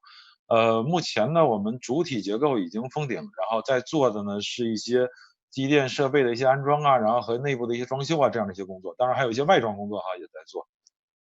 我们项目呢去年开通了官方的微信的公众号，名字叫北京环球度假区，大家可以在微信上搜索和关注。未来呢像我们项目的进展以及像招聘的信息都会在这个公众号上来进行发布，所以大家可以通过公众号了解我们的更具体的一些情况。另外我们还有一个官网，网址呢是 universal beijing resort.com，大家可以在字幕当中看到吧。然后这个未来也是我们主题公园的线上的入口之一，最主要的哈，大家可以在上面订票。另外呢就是春节后呢，我也有见到我们运营管理公司的总经理 Tom， 那他运营管理这边呢他也一直在上班，所有的团队也都在坚持工作。当然这其中呢会有一些问题呢，在于我们有很多的美方团队，因为他过节期间也离开了中国，然后回到美国去过节，所以现在再回到中国来就变成这个比较大的一个困难，因为现在跨国的这个行为目前是受的限制比较大吧，也不是完全不行哈。所以但是呢，我们项目呢目前是基于这个闭幕管理平台来进行项目管理，所以其实在以前也大部分都是全球大概得估计有20到40个团队吧，同时在用这个平台，然后在线上的协同办公。所以目前来看，至少工程方面的大部分的事情的处理，没有受到任何的影响。另外呢，其实还有就是像今年呢，因为各大学校开学都比较晚，我们明年呢会有一个用人的高潮，我们开元年大概员工数可能会1万人左右吧，所以像现在马上要开始的这个校园招聘就会受到比较大的冲击和影响。因为像这种招聘呐、人员培训呐这些工作，都是这种人员大规模聚集嘛，肯定会受到很大的这些挑战。不管政府允许不允许，那我们自己的防控措施也比较艰巨。另外呢，就是我在网上呢最近有看到一组数据，就是在 YouTube 上，它里面统计了一下哈，叫用工人数上，最受疫情影响的这些用工的行业，这里面呢从上到下。越往下面呢，就是受疫情影响越严重的行业和用工，未来会影响最大的行业。其实它背后的意思呢，就是有可能哈，大量的企业都会面临一些倒闭啊，员工会被遣散呐等等这样的一些威胁。分别呢，其实像在里面，我觉得下面这些重灾区哈，从 medium high 一直到 high，绝大多数说的都是跟我们主题公园行业相关的行业，像这些艺术啊、休闲呐、零售啊、物流啊、住宿、餐饮呐等等这样的一些行业。所以我觉得，虽然刚才前几位嘉宾也说这个中国的形势可能未来会恢复的比较快哈，但我看起来这个全球的形势要恢复的话，可能是个中长期的，因为它很有可能在未来的3个月里就已经把员工遣散了。那这样的话，经济的恢复可能会需要更长的时间，尤其是我感觉目前消费者的消费习惯正在发生转变如果我们想让这个行业恢复到原来繁荣的景象，可能那个繁荣未来的繁荣跟以前的繁荣会是不同的一个景象。目前看到的前面几个嘉宾也说的，就是像室内的这些活动受到了巨大的冲击。其实像线上的、户外的，我觉得未来反倒会恢复的快一些，和有一些新的一些繁荣的方式。也就是说，人的这个行为习惯再发生消费习惯，再发生新的一些变化。所以对我们主题公园行业和主题娱乐行业来看呢，如何能够制作这些线上的内容和怎么把线上的流量进行变现，这会是一个特别大的难题。其实仅有一些头部的这些商业企业能做到比较好，其他大部分的这些内容企业，在做线上的时候可能叫好不叫座吧，就是真正在做流量转化和变现的时候，都会遇到比较大的一些挑战。我们希望呢，大家能在疫情期间都能冷静下来去思考，面对未来可能的市场机遇和危机，我们如何做我们的产业转型。TEA 呢也愿意开展行动来帮助会员企业一起渡过难关。OK，Thank you。Thank you, Wang Peng. Glad to hear Beijing Universal Studio doesn't impact much by coronavirus. Hope you can start hiring and training very soon. I think TA, together with our partners, would like to offer the help. And I'm looking forward to being the first visitors, one of the first visitors for its grand opening. 好了，在我们回顾国内的企业状况以后，让我们放眼一下全球。在中国，除了这个中国以外的地区，现在很多疫情还是处于高发区。随着疫情的蔓延，我们了解到全球大部分的娱乐集团和相应旗下的这些业务都受到影响。Josh 和他的 My Little Airplane Studios 从成立到今天为止，获得了21次2枚奖，这是一个非常惊人的一个成绩。他在全球很多，包括中国的主题娱乐、中国乐园里面都有他们成功的一些项目。让我们来了解一下疫情下的 Josh 他们的经营状况。Hi Josh, I leave it to you. Hi Owen, thank you so much. 我的名字是 Josh Selig, 我是消费季的 CEO, 我来自 New York. 我说的不好，对不起。I'm going to shift to English, save us all some grief. My name is Josh Selig. I live in New York. I run Little Airplane Productions. COVID has been a challenge for our business, but to be honest, it's also been a great opportunity. And I think it can actually be an opportunity for many companies in the theme park space. Why? Because at its core, the theme park business is about content. It's about characters. It's about storytelling. And the content market is very healthy right now all over the world. Due to COVID, TV ratings have never been higher, and subscriptions to SVOD services are selling at record numbers. Theme park companies have always created content, but now they may need to make content more of a core focus of their business. So my company helps theme parks and other businesses create and monetize content, not just in the parks, but all over the world. I'm going to share my screen and tell you a bit more about our company.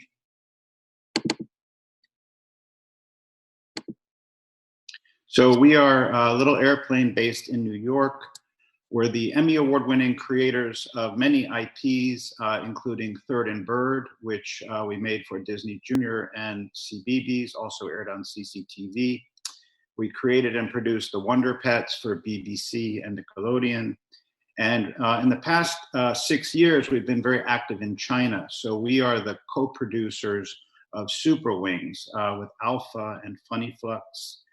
We also co-produced a series called Peking Duckling with our partners Yu Young. This was the first Chinese-owned IP to ever be acquired by Disney in the US. In 2017, my company was acquired by a large European group called Studio 100. They have offices in Germany, Belgium, Paris, Australia, and the US. They also own theme parks throughout Europe, and they feature their own original IPs like Maya the Bee, and also Mia and Me, which has become very popular recently on CCTV. They also own other popular, famous IPs. Now, the great thing about IP is that families can enjoy it anywhere. They can watch it on screens, they can play video games, they can buy the toys. IP is immune to any virus. It doesn't carry the risks of wild animals, and it can travel anywhere in the world digitally. Little Airplane helps theme park companies to create and monetize international quality IP. And since COVID, this side of our business has actually become much stronger. Why? Because content is still king, especially during COVID and especially for theme parks. IP helps theme parks earn revenue in new and sustainable ways. IP helps theme parks reach a global market. So where do theme parks get IP? As you know, they can license famous IP, but this is difficult, it can be expensive, and you will never own that IP. The other way is to create original IP that's good enough to work in parks and also on television. So Little Airplane helps theme park companies do just that. We work with leading theme park companies like SeaWorld. They hired us to create a series called Billy Green Builds in the US. We are currently working with several Chinese partners. We're working with Frank Lee's company, Fantawild, developing a new IP. It's called Dr. Space. And we are also developing 2 new IPs with our newest partners, Changlong. These are purely animated experiences, and they are designed to work in television as well as in the parks. Now more than ever, theme parks need IP to succeed. And when I say IP, I don't mean just character designs. Many theme park companies think if you design some characters, then you have IP, but it's really not true. Kids don't fall in love with character designs. They fall in love with characters that tell stories that touch their hearts, like Peppa Pig, like Goonie Bears, like Super Wings. So very briefly, I'm going to share with you the approach that my company takes to creating and monetizing original IP around the world. I've broken the process into 7 shapes for clarity. The dot, the triangle, the line, the circle, the square, the house, and the heart. Each shape represents a step in the process. So for us, we always start with the idea, a dot, a simple shape for a simple concept. I chose a dot because all IP should begin with something very clear and simple. It should also be personal. All the best ideas have come from a personal place. If you think about Mickey Mouse was created, of course, by Walt Disney, and it's based on an actual mouse that used to play around his drawing board. It was very personal to him. All the biggest global IPs have been simple, personal, creator-driven shows. Dora, Thomas, Peppa, Teletubbies, these are all examples of creator-driven shows. Once you have your idea, you progress to the show Bible. This is another name for a proposal for an IP. All show Bibles contain the three basic same ideas: great writing, great design, and great curriculum. Character designs are very important, of course, but again, they're only one element of the IP. As I said, having character designs is never enough. A character only makes a deep emotional connection with the viewer if it's supported by a great story and a curriculum or a theme. Once you have your show Bible, you proceed to the next shape, which is a line to represent the broadcaster. I chose a line because the line connects your IP to the broadcaster, which are the channels all over the world. The way that IPs are shown to these global channels is at the world's markets, places like ATF, MIPCOM, Kidscreen, Annecy. Many companies think they need to have a finished season of episodes in order to sell IP globally, but this really isn't true. All you need is a great show Bible and a short animated trailer. The next shape is the circle, which represents finance. Circle looks like a pie, and you need to complete your pie in order to make your IP. A season of 52 episodes usually costs between $5 and $10 million. So where do you get that kind of money? Usually from investors like TV channels, animation distributors, and toy companies. People often share the costs of a production by reaching what's called a co-production deal. Here, you share ownership and rights between multiple companies and broadcasters. Once your IP is financed, you proceed to the square, which represents production. I chose a square because all productions require 4 elements: money, time, quality, and talent. The next shape after production is the house, which represents consumer products or licensing. To understand licensing, think of your brand as a house that has a lot of rooms. One room is for toys, another is for books, another is for clothes. The person who owns the house is called the licensor. The one who wants to sell the products is called the licensee. The most important licensee is, of course, the toy company. The toy company has the greatest potential for earning revenue, and it also helps you attract other licensing partners. If your IP exists only in your theme parks, you will never attract a major toy company. If your original IP is on TV, you will attract a major toy company, and you will own that IP, and this is a significant source of revenue. Finally, we come to the most important shape in any original IP, the heart, for love. Most TV channels favor shows that are original, creator-driven shows because they know that no one will love a show as much as the show's creator. Love is the attention to detail that makes a good show great. So to recap, the 7 shapes of creating original IP are the dot, the triangle, the line, the circle, the square, the house, and the heart.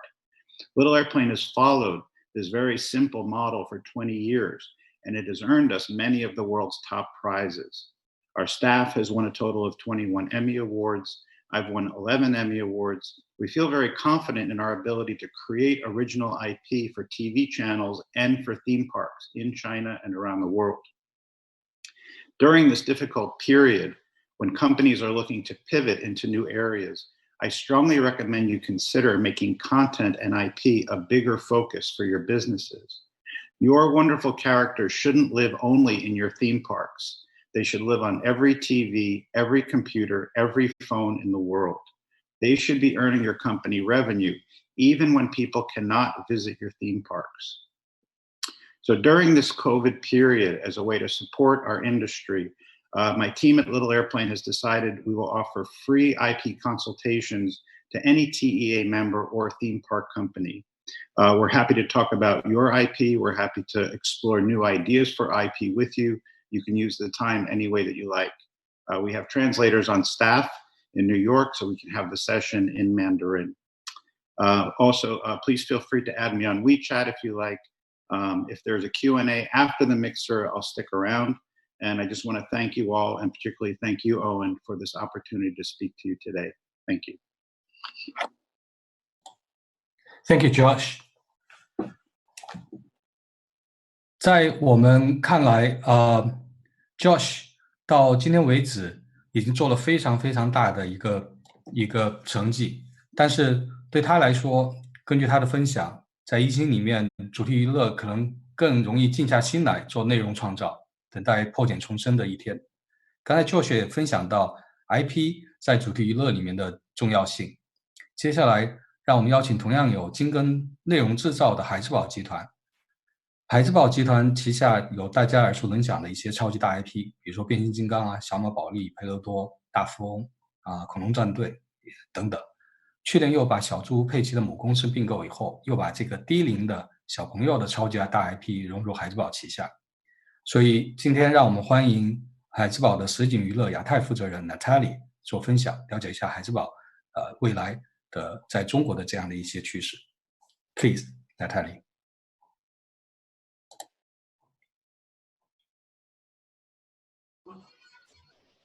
OK， 你看到我对吧 ？OK， 可以 OK， 大家好 ，Hi everyone. This is Natalie, and thanks Owen for inviting me to join the mixer today. So, and also thanks Josh for giving up such a good speech and talking about the importance of using IP.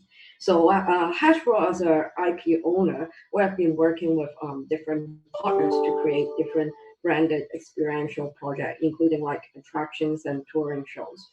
So we did have a lot of impact in this period of time, especially like the attraction being forced to close and they do not know when they can open, which is the same across the whole world. And then for events, they all canceled, and also live shows seriously impact. They cannot roll out in China, and they got a latest message on they can only have 50% occupancy at maximum only. So these are all very, very difficult times for the business. But however, at the same time, we can see there is increasing demand for in-home media content, e-commerce, digital game, and toys, especially for gaming like Monopoly, as people are forced to stay at home during this period of time. So, in fact, it is really, really a strange and disruptive time. Consumer behavior is really forced to be changed. So, like, think about you can only stay at home only, you can go out to buy basic necessity only, and then recently I find out a lot of people, including myself, become a master chef at home. Before, I do not know how to cook. So all these really changing our behavior and further change our demand on all those kind of our home entertainment later on. Because, for example, like people will be expecting, because they stay at home a long time already, and then for example, like me, I find out that it's okay to stay at home, that I can make my dinner already. So why I need to go out? So first of all, of course, because I'm bored. But secondly is when people can go out again to enjoy the out of home entertainment, what they are expecting will have slightly changed. What they're expecting will be more experiential, more unique, and those that they cannot be experienced inside their home. So different attraction, when they restart their business, they should think about whether their content can compete with each other and to provide the kind of satisfaction and expectation and meet the expectation of their consumers. So for Hasbro, we are taking a very active approach in building up their connection with kids and play in this period of time. We have launched Bring Home the Fun campaign. Is an inspiring, purpose-driven initiative designed to support families around the world, and they spend extended time at home and indoors. So there are like play-based tips and tools for family playtime, resources to help children and families cope with stress, resources developed through our philanthropic partners to help develop empathy and kindness in children, and then there is toys to buy as well. So we built out this program. Actually, feel free to go to have a look as well. Just Google the campaign name, Bring Home the Fun. So we built out this program in order to getting in touch with the kids and the family to support them and also build up the emotional connection with them together with our brands.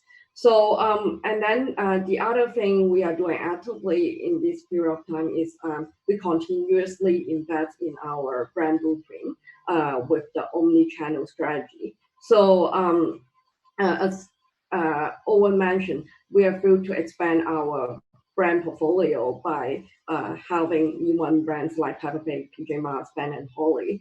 And we also continue to actively invest in developing content. Either it's digital gaming, it's movie, it's animation, it's publishing, which further strengthen our storytelling capability and enable our brands to reach and engage more kids and family, even in this period of time. So another initiative is we have our in-house global consumer insight team, which is quite insightful and unique function. So what they do is they carry out market research for our brands as well as different brand products. So to make sure that we are able to understand our consumer and their expectation on our products. For example, it's like FEC, whether just take a Monopoly FEC as an example. So whether they are our consumer are satisfied with their experience inside, or do they have any extra comment in improving the experience? So this is a very good platform for us in-house to assess and also share with our LBE partners as well to further improve the overall business. And during this period of time, I mean, not only our project, but there is a lot of LBE project closed or the construction is being suspended at this moment. So I have get in touch with a lot of different partners. Some of them are kind of like losing their plan, and they are just hold and wait. But for me, I would recommend that actually this is a time really, as the previous speaker talked about, is to really stop and then sit down and plan for a strategy for it. It's not a time to rest. So it's a time for preparation. So we, for example, we work very closely with each of our LBE partners in setting up post-COVID recovery plan. And regarding the recovery and reopen plan, I would like to share a few learnings which I got from those several projects. So first of all is more on a consumer-facing message. So actually the desire is here because people are locked inside the home for a long time. In China right now, once there is anything open or even the shopping malls, during weekend, people are going out for no purpose, just for a walk, because they are locked for a long time. So they are willing to go out there. If there is something interesting, they are willing to go. However, do remember that there is still a concern and lack of confidence, especially for families with kids. So parents are still afraid whether it's safe enough for their kids to go to some entertainment facilities, whether there is a risk to get infected from those facilities. So what you need to think about is to rebuild their confidence, and also the way you are messaging your facilities. For instance, is I think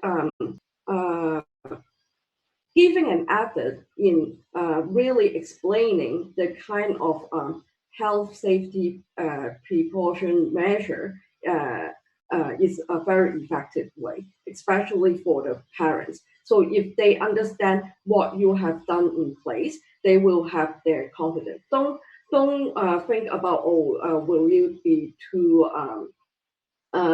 the information will be too much for the parent for the visitors to know. Don't mind about it. Just give as much of information through different social media channel or on-site signage on what kind of disinfectant, how often you clean, and then what is the measure you have done for your staff in order to make sure the safety of all visitors. This piece of information is very, very important in attracting back the crowd.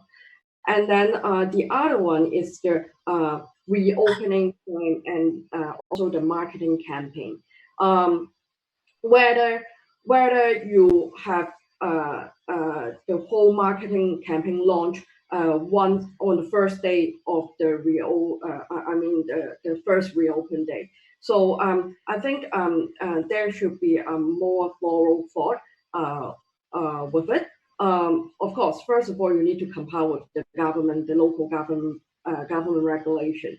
But at the same time, it's good to do some market research as well. Of course, compare with your competitor, the other attraction, but at the same time, it's do compare with schools or other like shopping malls where a lot of people going as well, to get a sense on when is their opening day, and to avoid a potential PR risk of, oh, you are the first one to open. You insist to open, maybe the public will think that you disregard regarding their public health safety. So you need to factor in all these elements as well. Otherwise, although you open, although there might be chance to get in ticket revenue, but if you get into this kind of PR risk, you will lose everything. And then the third piece is about the operation. As Mr. Lee said earlier, don't think that the COVID is, going to go away really soon. So just assume it will stay for a period of time. So I do recommend that the operation teams should have a very thorough operation guidance SOP, especially to cope with this COVID-19 thing. And I should say any sort of contagious disease thing. And the last piece is about creativity. So especially for the financial piece, because right now everyone is suffering. I know a lot of partners is suffering from short of cash flow and stuff. So instead of I've discussed some kind of business model with different partners. A lot of them is very focused in, for example, live touring show. They are very focused in traditional ticketing, and sorry.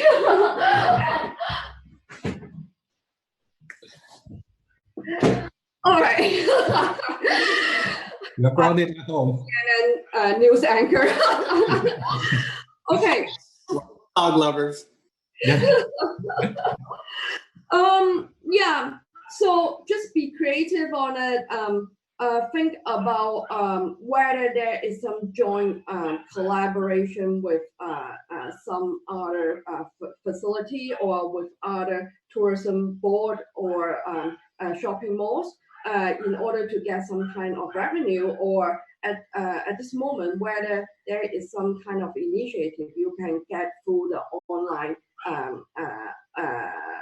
campaign. And the last piece is also look for some kind of subsidy. Of course, there is a lot of subsidy from the government now, or the venue owner, and as well as some kind of event subsidy. For example, in Hong Kong right now, they are planning to give out a subsidy on international match. So if you do anything, any promotional event that is including advertising to promote in foreign country, and you are eligible to get that subsidy as well. So don't forget to, have a look on whether there is such subsidy in place for you. So yeah, that's all for what I want to share. Thanks a lot. Thank you, Natalie. 拥有众多 IP 的海之宝一直是在致力于消费者创造神奇的体验。然后我们经过这次疫情，其实我们大家看到很多 IP 将会赋予新的生命力。此前刚才方总携程的方总也提到新基建的 IP 的使用，包括 Josh 提到在 IP 在乐园在一些内容制作上的这些运用，这些将都是 IP 赋能文旅的最好的结合。下面我们有请来自凯撒集团的高级副总裁 Ron James 为我们做分享。Ron 也是我们亚太的这个董事。Hi Ron, please go ahead. Hey, good afternoon, everybody. I thank you, Owen, for this opportunity to speak out. I'm going to talk about what it's like to be a foreigner working for a Hong Kong company that is based in Shenzhen, China, and how we had to adjust. So my first topic is, how did we adjust to COVID-19? Well, first off, we came back, me and my family came back from America after Christmas and came back to work. And then we heard rumors that in Wuhan, there happened to be a virus going around. So we were warned by our company to not go back to the hometown. By the way, my wife is from Hubei, so we didn't go.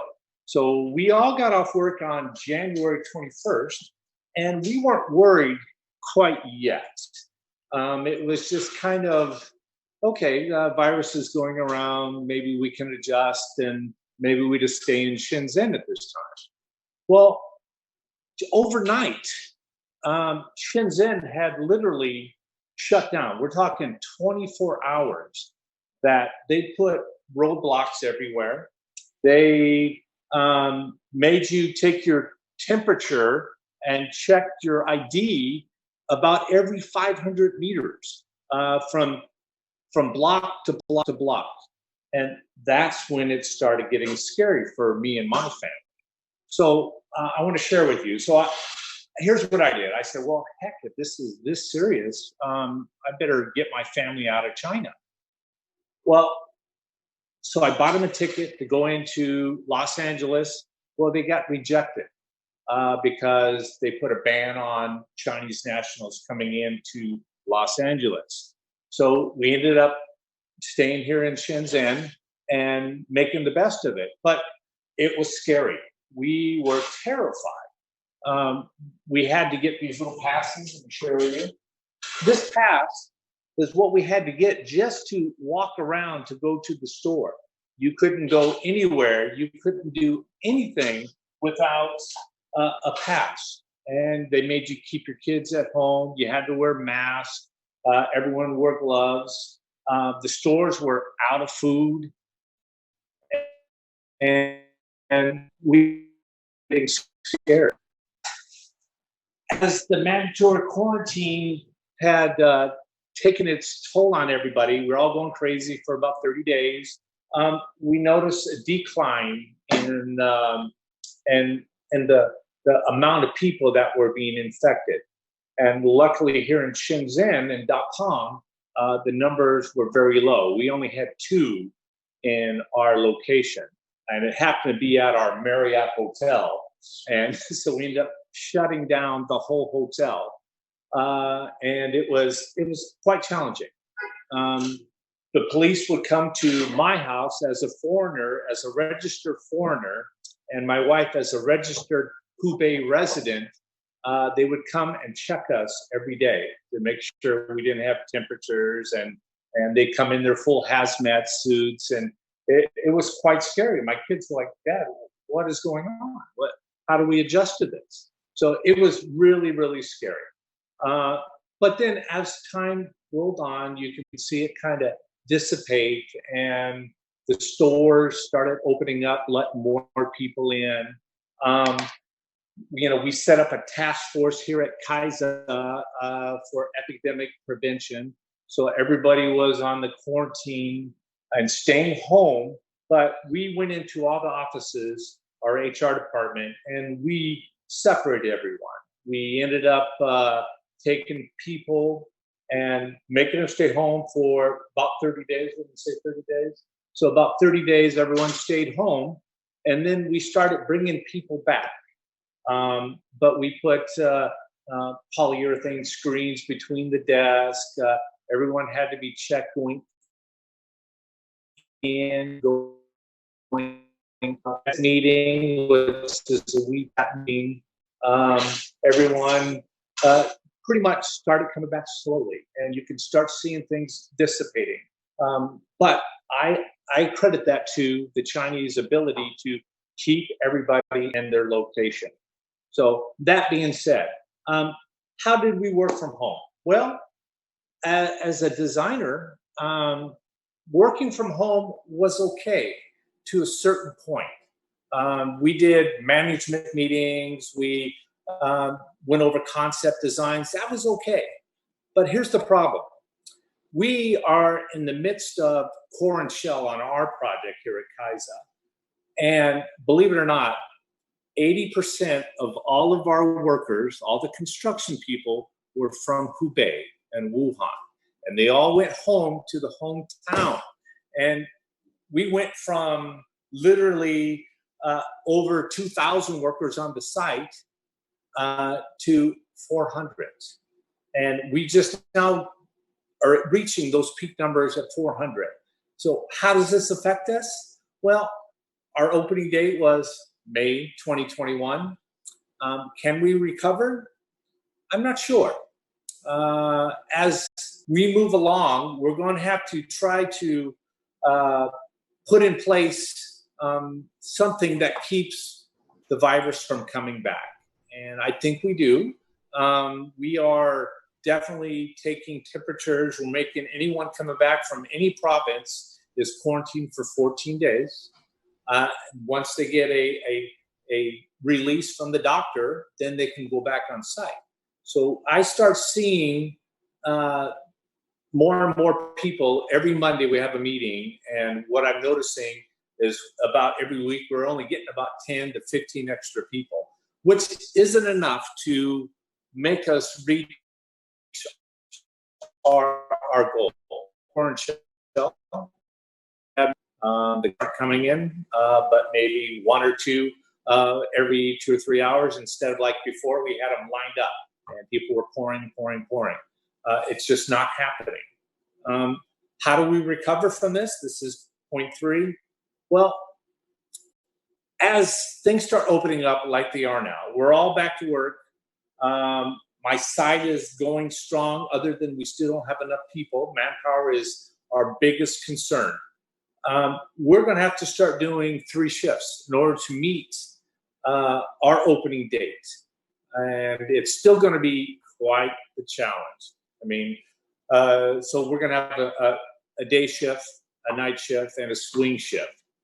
This is the only way we're going to be able to recover, to open on time, to get money back. Because like all the previous guests said before, we couldn't fire anybody. We couldn't lay anybody off. We still have to pay them their salary. Even though they're home, even though it is a construction project and they're not doing anything, we are still paying out money. So we're bleeding revenue like you would believe. We have no live shows at this point.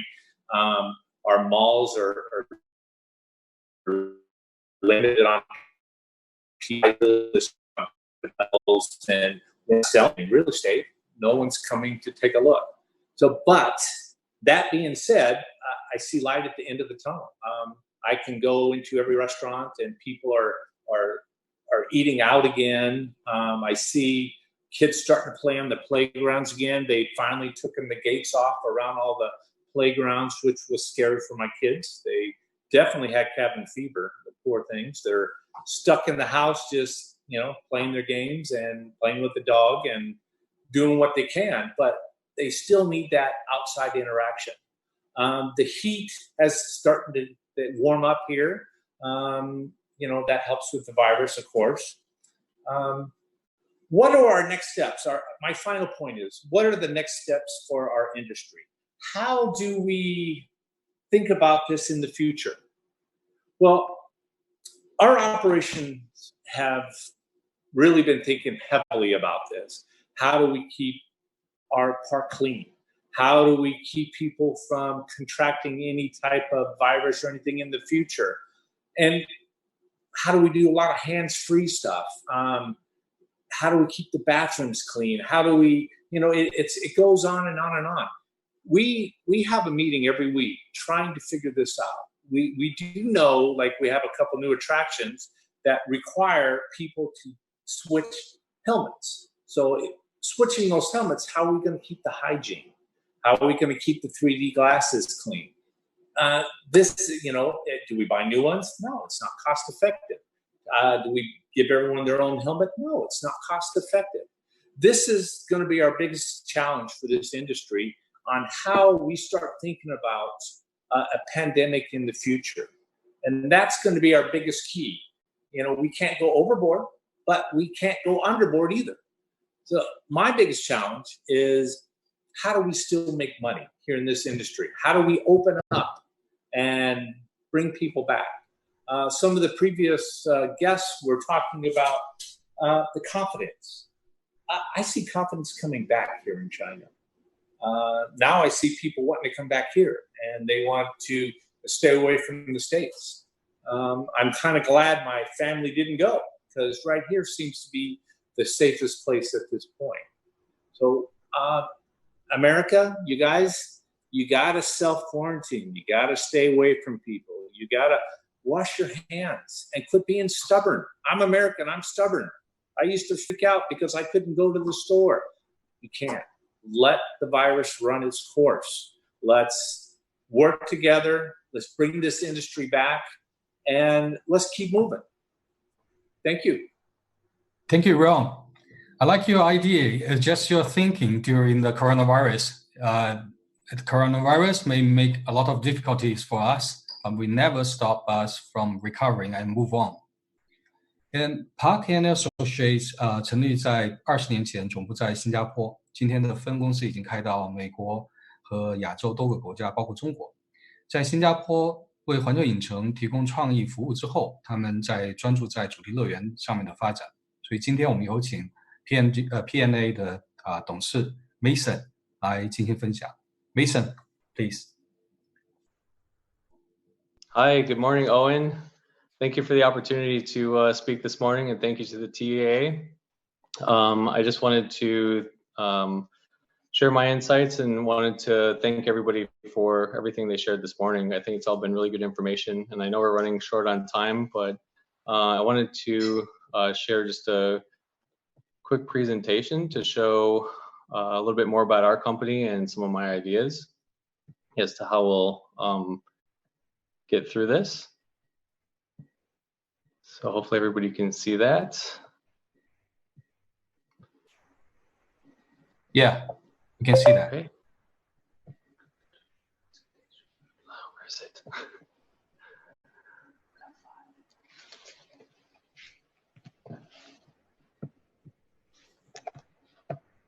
All right. Sorry about that.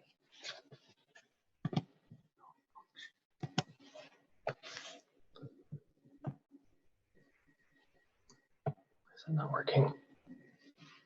Okay.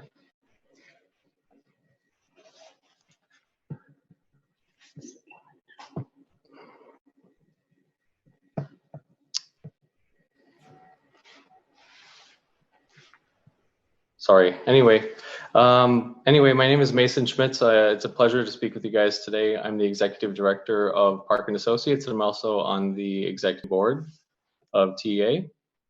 In 2008, People Estate Projects was established in order to serve the themed entertainment industry. and that was in conjunction with Universal Studios Singapore opening. We have offices in, our headquarters is in Singapore. We're also in the US and in Thailand and in China. We worked on theme parks across the globe with big IP names as well as some non-IP developers. I guess what I wanted to share today was understanding there's been a lot of short-term adjustments that have happened, and I wanted to talk about how those have been affecting the industry and how we're dealing with those. And since most of Asia has experienced these impacts before the rest of the world, we're seeing ways in which the industries are attempting to recover. There are already measures being taken to help guests and staff to reduce any transmission of the virus. And we see that with people just wearing masks with temperature screenings in place, additional sanitizing being done, social distancing norms and personal health status being made available. We also note that food and beverage services have changed their layout to maintain social distancing. They've removed buffet style dining, as well as an overall reduction in capacity. However, what I think I'd really like to focus on is the long-term impacts and what we should be looking at as to how the future of theme parks will be. I think guests are going to be experiencing attractions much more differently. They're going to need to feel safe and comfortable. Some of those short-term solutions may last for an extended amount of time and become even permanent. For example, sanitizing a ride after use might become a normal thing that we do. Guests might always be wearing a mask. That just might be normal. I think that in general, those are kind of limited factors that are happening and don't necessarily affect the long-term design of these attractions. Some theme parks around the world have already started implementing virtual queuing. We've seen that be successful in many different aspects, or an advanced reservation system.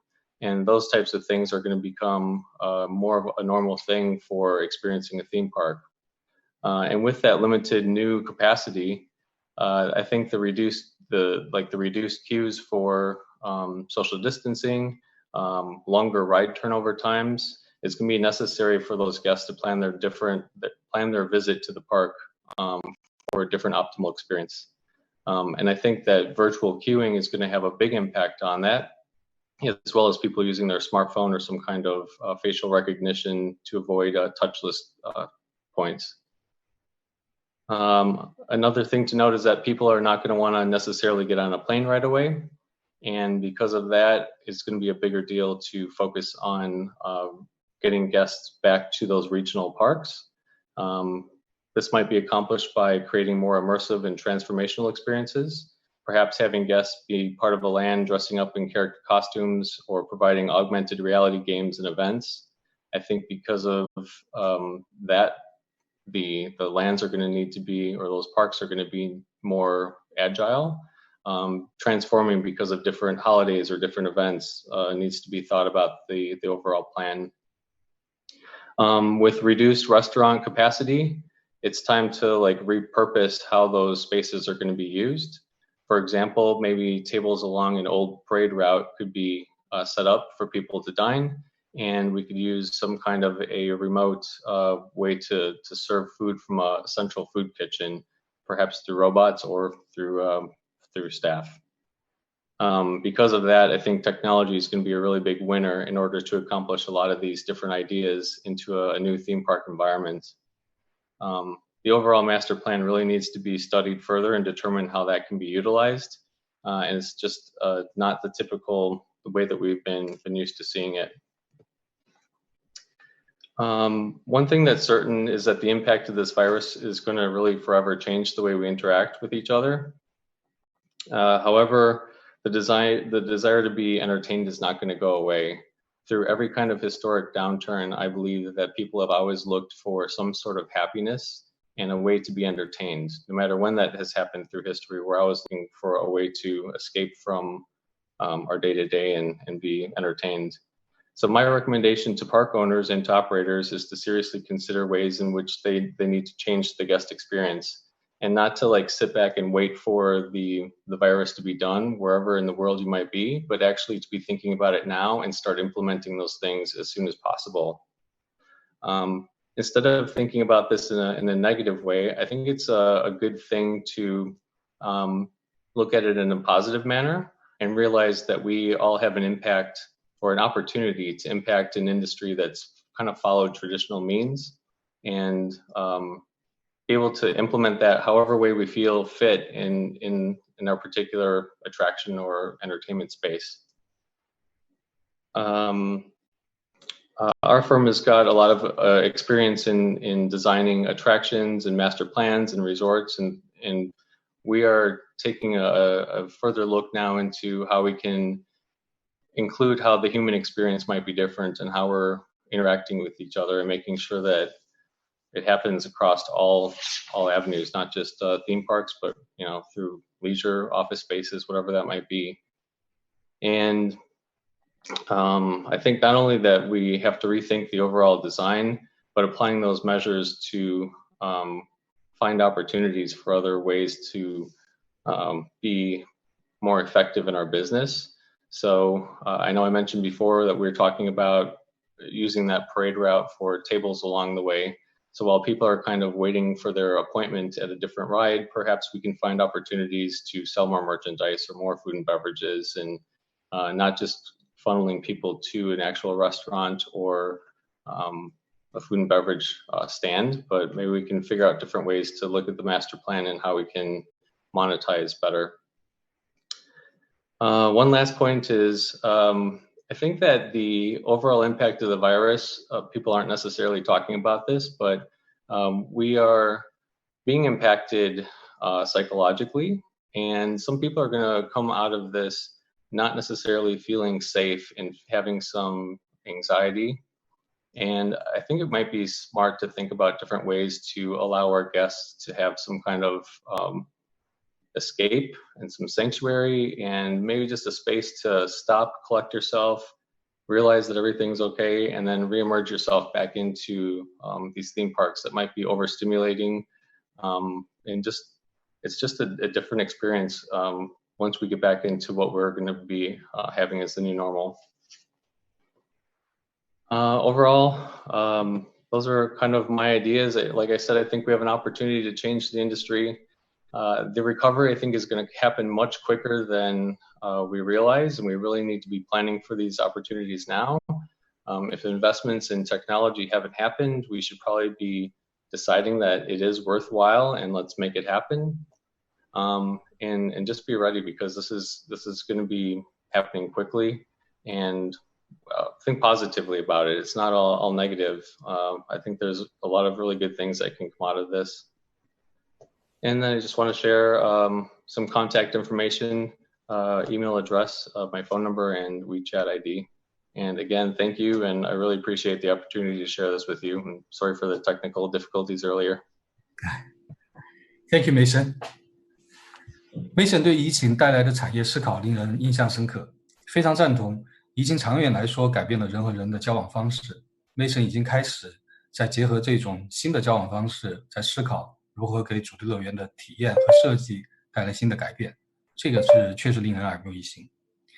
作为在主题娱乐行业拥有多年经验的TA 亚太董事灭，这次疫情又会有什么思考呢？让我们欢迎灭。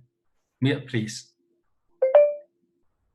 Thank you very much, Owen, and thank you everybody else for absolutely amazing speeches.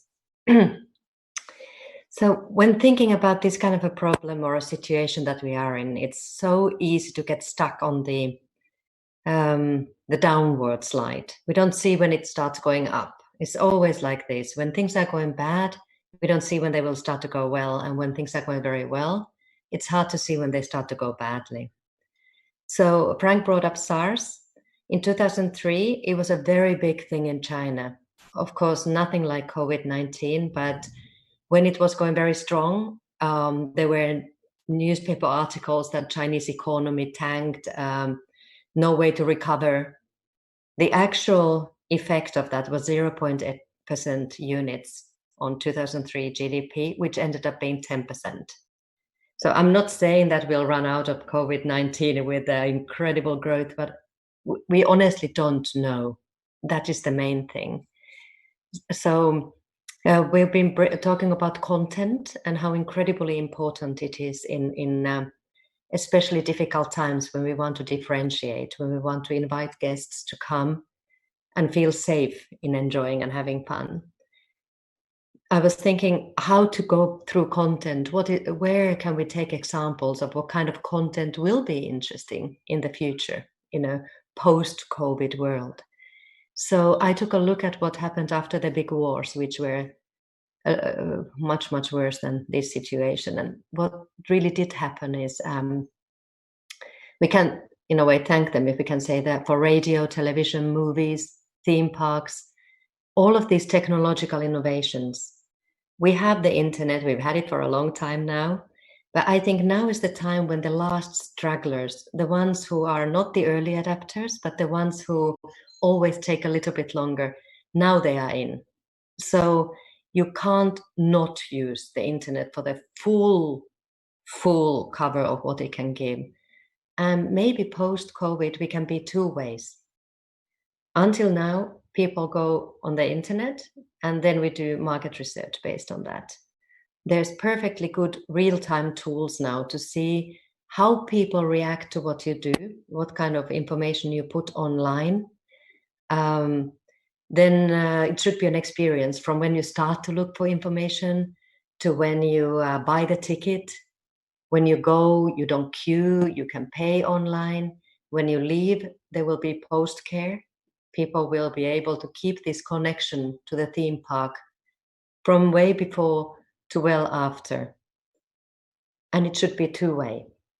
If you notice that people don't really care for your content, they don't really use your tools, it means your content is not maybe as interesting as you think it is, or maybe the tools are not as good as they should be.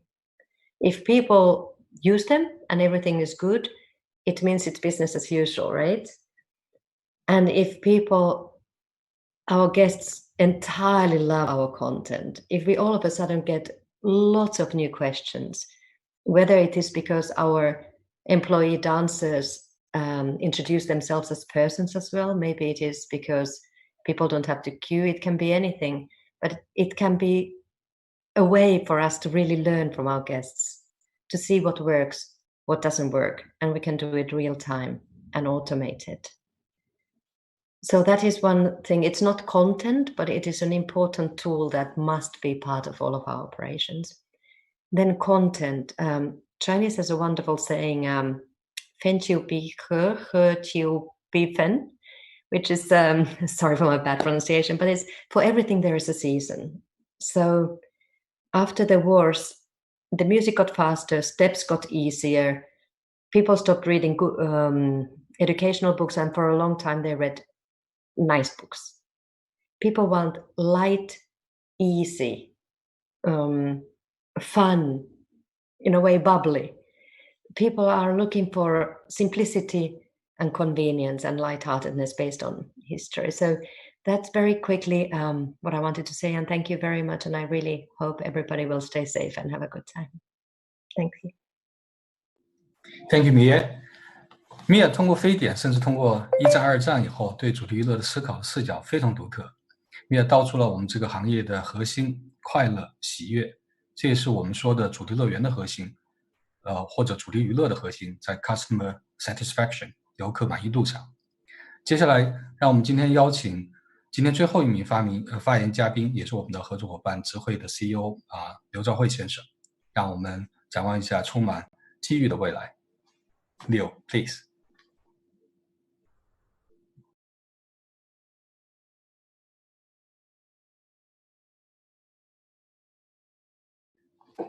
Leo, 没有声音。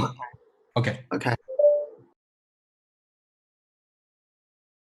Please prepare the PPT for me. Okay. Okay, good morning, everyone. This is Leo, the founder and the CEO of TripVivid. As a leading industry media in the culture tourism industry, TripVivid has been reporting the latest news and the trends, and kept close touch with all kinds of organizations and the professionals in this industry. Considering as it's the previous speakers has talked a lot, and you guys did give us very great speeches and the content, I would like to share the topic from 3 aspects. I hope they are helpful to you. At the beginning of this year, the COVID-19 outbreak and the spread all around the world right now. As a result, the whole culture industry ground to a halt. A large number of tourism enterprises were caught off guard. At first, people are more concerned its impact on distributors like traditional travel agents, OTAs, transportations, hotels, attraction tickets. But as the situation goes worse, the industry suffered much more than those areas, I think, since the pandemic also has a damaging impact on the supply chain and new projects of the culture tourism industry. Several speakers did mention just right now, and we need to come up with new strategies from a more profound level to cope with it. China's culture tourism industry, I think it's a whole new ball game now. Since the founding of the Culture and Tourism Ministry in 2018, the boundary of the tourism industry has been intended to almost all areas related to consumption. This is not only means the integration between the culture and the tourism industry, but generating many new forms of business model across the different industries. It should be noted that sim entertainment is, of course, an international concept, but China, we have a different way of interpreting. Classification is a little bit differentiated with the international concept. So let me explain with more details. Apart from traditional destinations, attractions, and results, many new forms of the business begin to emerge in China, such as camping education, family parks, and excursion travel from tourism, combined education, and major sports events and ice and snow results from tourism combined sports. So, and the spa and health charming towns from tourism combined health. So, and the immersive entertainment and the live performance from tourism combined culture. And in entertainment, entertainment we call it FEC, and in the real estate and the new project emerges very quickly in China in several past years. So the COVID-19 outbreak could be, I think it's an opportunity. Several speakers did mention just now. And I think it will also shake up the traditional tourism industry. And the prominent structural problems related to the traditional tourism are opposed during the crisis. For example, traditional attractions and tourist destinations rely too heavily on several very big festivals, like the Labor Day in the future. And so this outbreak put this concentrated scale economy at risk without any hedge against, especially in the old model in China. Reforms and innovation concerning operation structure are sorely needed, such as introducing staged holidays and the spread of high and low seasons and a combination of online and offline operations. So I think the 3 major changes are taking place in China, the culture tourism industry. The first change is the development pace, of course, of culture tourism in China, both in China and in the world, at large were completely disrupted. And the restoration outbreak recovery is far from optimistic. I think this year is not so shining. So currently, most of the universities and the colleges and the primary schools are still closed. And of course, some of the it's reopening right now, but it's very slow. Since most of the primary school and secondary school students usually take extra lessons during the summer vacation, about 200 million student customers will be lost this summer. I think this is very much scale. China has a total of around 276 million students at the schools. So I think this is a very big amount, and it will influence the market very badly.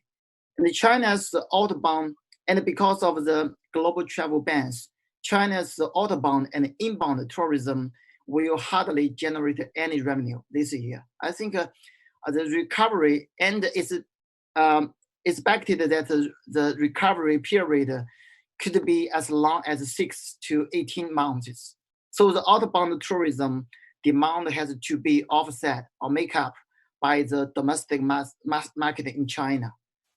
And second is that the structure of the culture tourism industry has changed a lot, especially when it comes to online and offline cooperation. It will be redesigned and to the traditional middle and long line product structure will change gradually. The new consumer structure will not only include such as the base products related to nature, humanity, sightseeing, and across the boundaries, but the leisure holiday experience, self-driving and short distance tour, and multi-level supply online experience, smart tourism management system, culture tourism products, selling by e-commerce platforms are recovering very quickly. The third change is that consumers' awareness, a lot of speakers just mentioned the awareness of the consumer over the product quality, health, and feel safe will be comprehensively enhanced.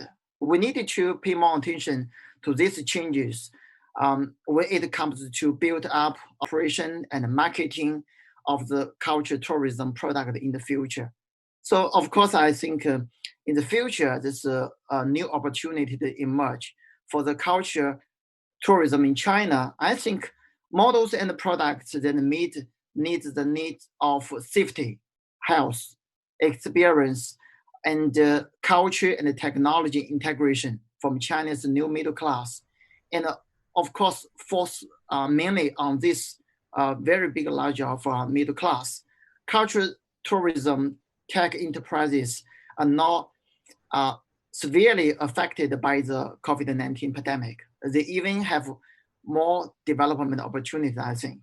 As China launches its new infrastructure campaign to offset the economic impact of the COVID-19 pandemic and the advances of 5G technology, or we call it its new infrastructure building, is 新基建, and developing new types of tourism products combined with AI, AR, VR, the new technologies could create the more new consumption models and has a huge market potential, I think. In addition, selling differentiates by e-commerce platforms also becomes a hit because of the virus. For example, the platform, the Palace Museum, recorded about 1.5 billion revenues in last year in selling culture creativity products. There's also huge potential for international and domestic IP. Just Owen just mentioned, the IP industrialization will be a very shining future. I think it's a very big amount demand in China. Modern innovation is an urgent need for China's culture tourism industry. On top of that, the problems of product homogeneity and low IP added value still persist. And of course, a lot of Chinese projects in the past several years is emerging everywhere. But it's need new IP and to put its new IP added values for it. Since it is not feasible to develop and nurture new IPs in a short period of time, I think it's also it's almost impossible to cultivate IP for very little or for a short time. So introducing international IPs, I think it will generate to combine with the domestic market in China will have a very huge demand with industrial capacity become a top priority. I think it's also a very big opportunity for international IPs to come into China. And new types of management, operation, and product and marketing talents are badly needed in the Chinese labor market. As many as a million talents gap to fill in this respect. Just from Universal and Mr. Wang just talked about, is we'll need next year Universal China will open, and there will be 10,000 talents need very urgently to have the open of the Universal. So I think it's a very big demand for talent and education and training and to communication between talents. So I think since this huge gap could not be filled and the current Chinese tourism education system is around 1,800 colleges in China. They are opening,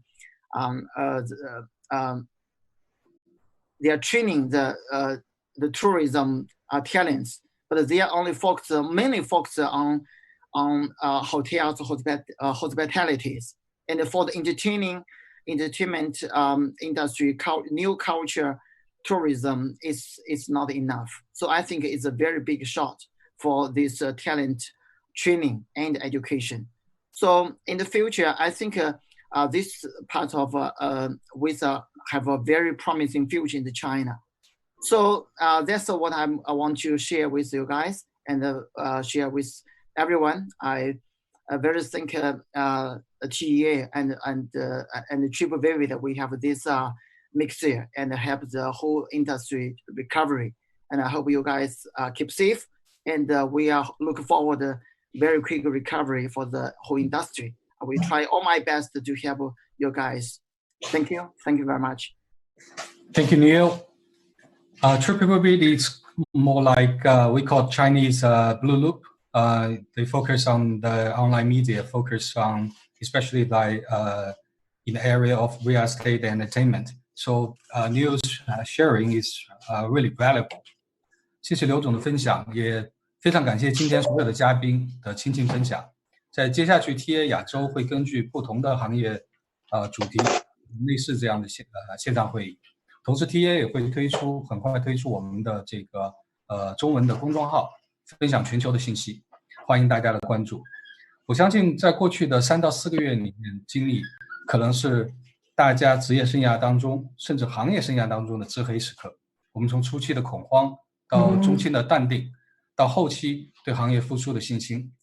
这次疫情也让我们每个人有了更多的时间去做更多的思考，对行业的思考、职业的思考、家庭的思考，甚至对人生的思考，让我们从原来飞速的每一天工作当中慢下来，回头看看过去，看看未来，有时间对自己的生活和工作做一个调整。我相信我们做的这一些都是为了迎接更好的未来的发展。我也相信我们能给这个全球消费者带来快乐的行业，一定会迎来美好的发展。谢谢大家，非常感谢大家的收看。Thank you, everyone. Thank you. You are amazing. Thank you. Thank you so much. Darkest hour is the beginning of a recovery. Yeah. Yes, agree. Thank you, guys. Thank you, guys. Bye. Thank you. Everybody. Bye. See ya.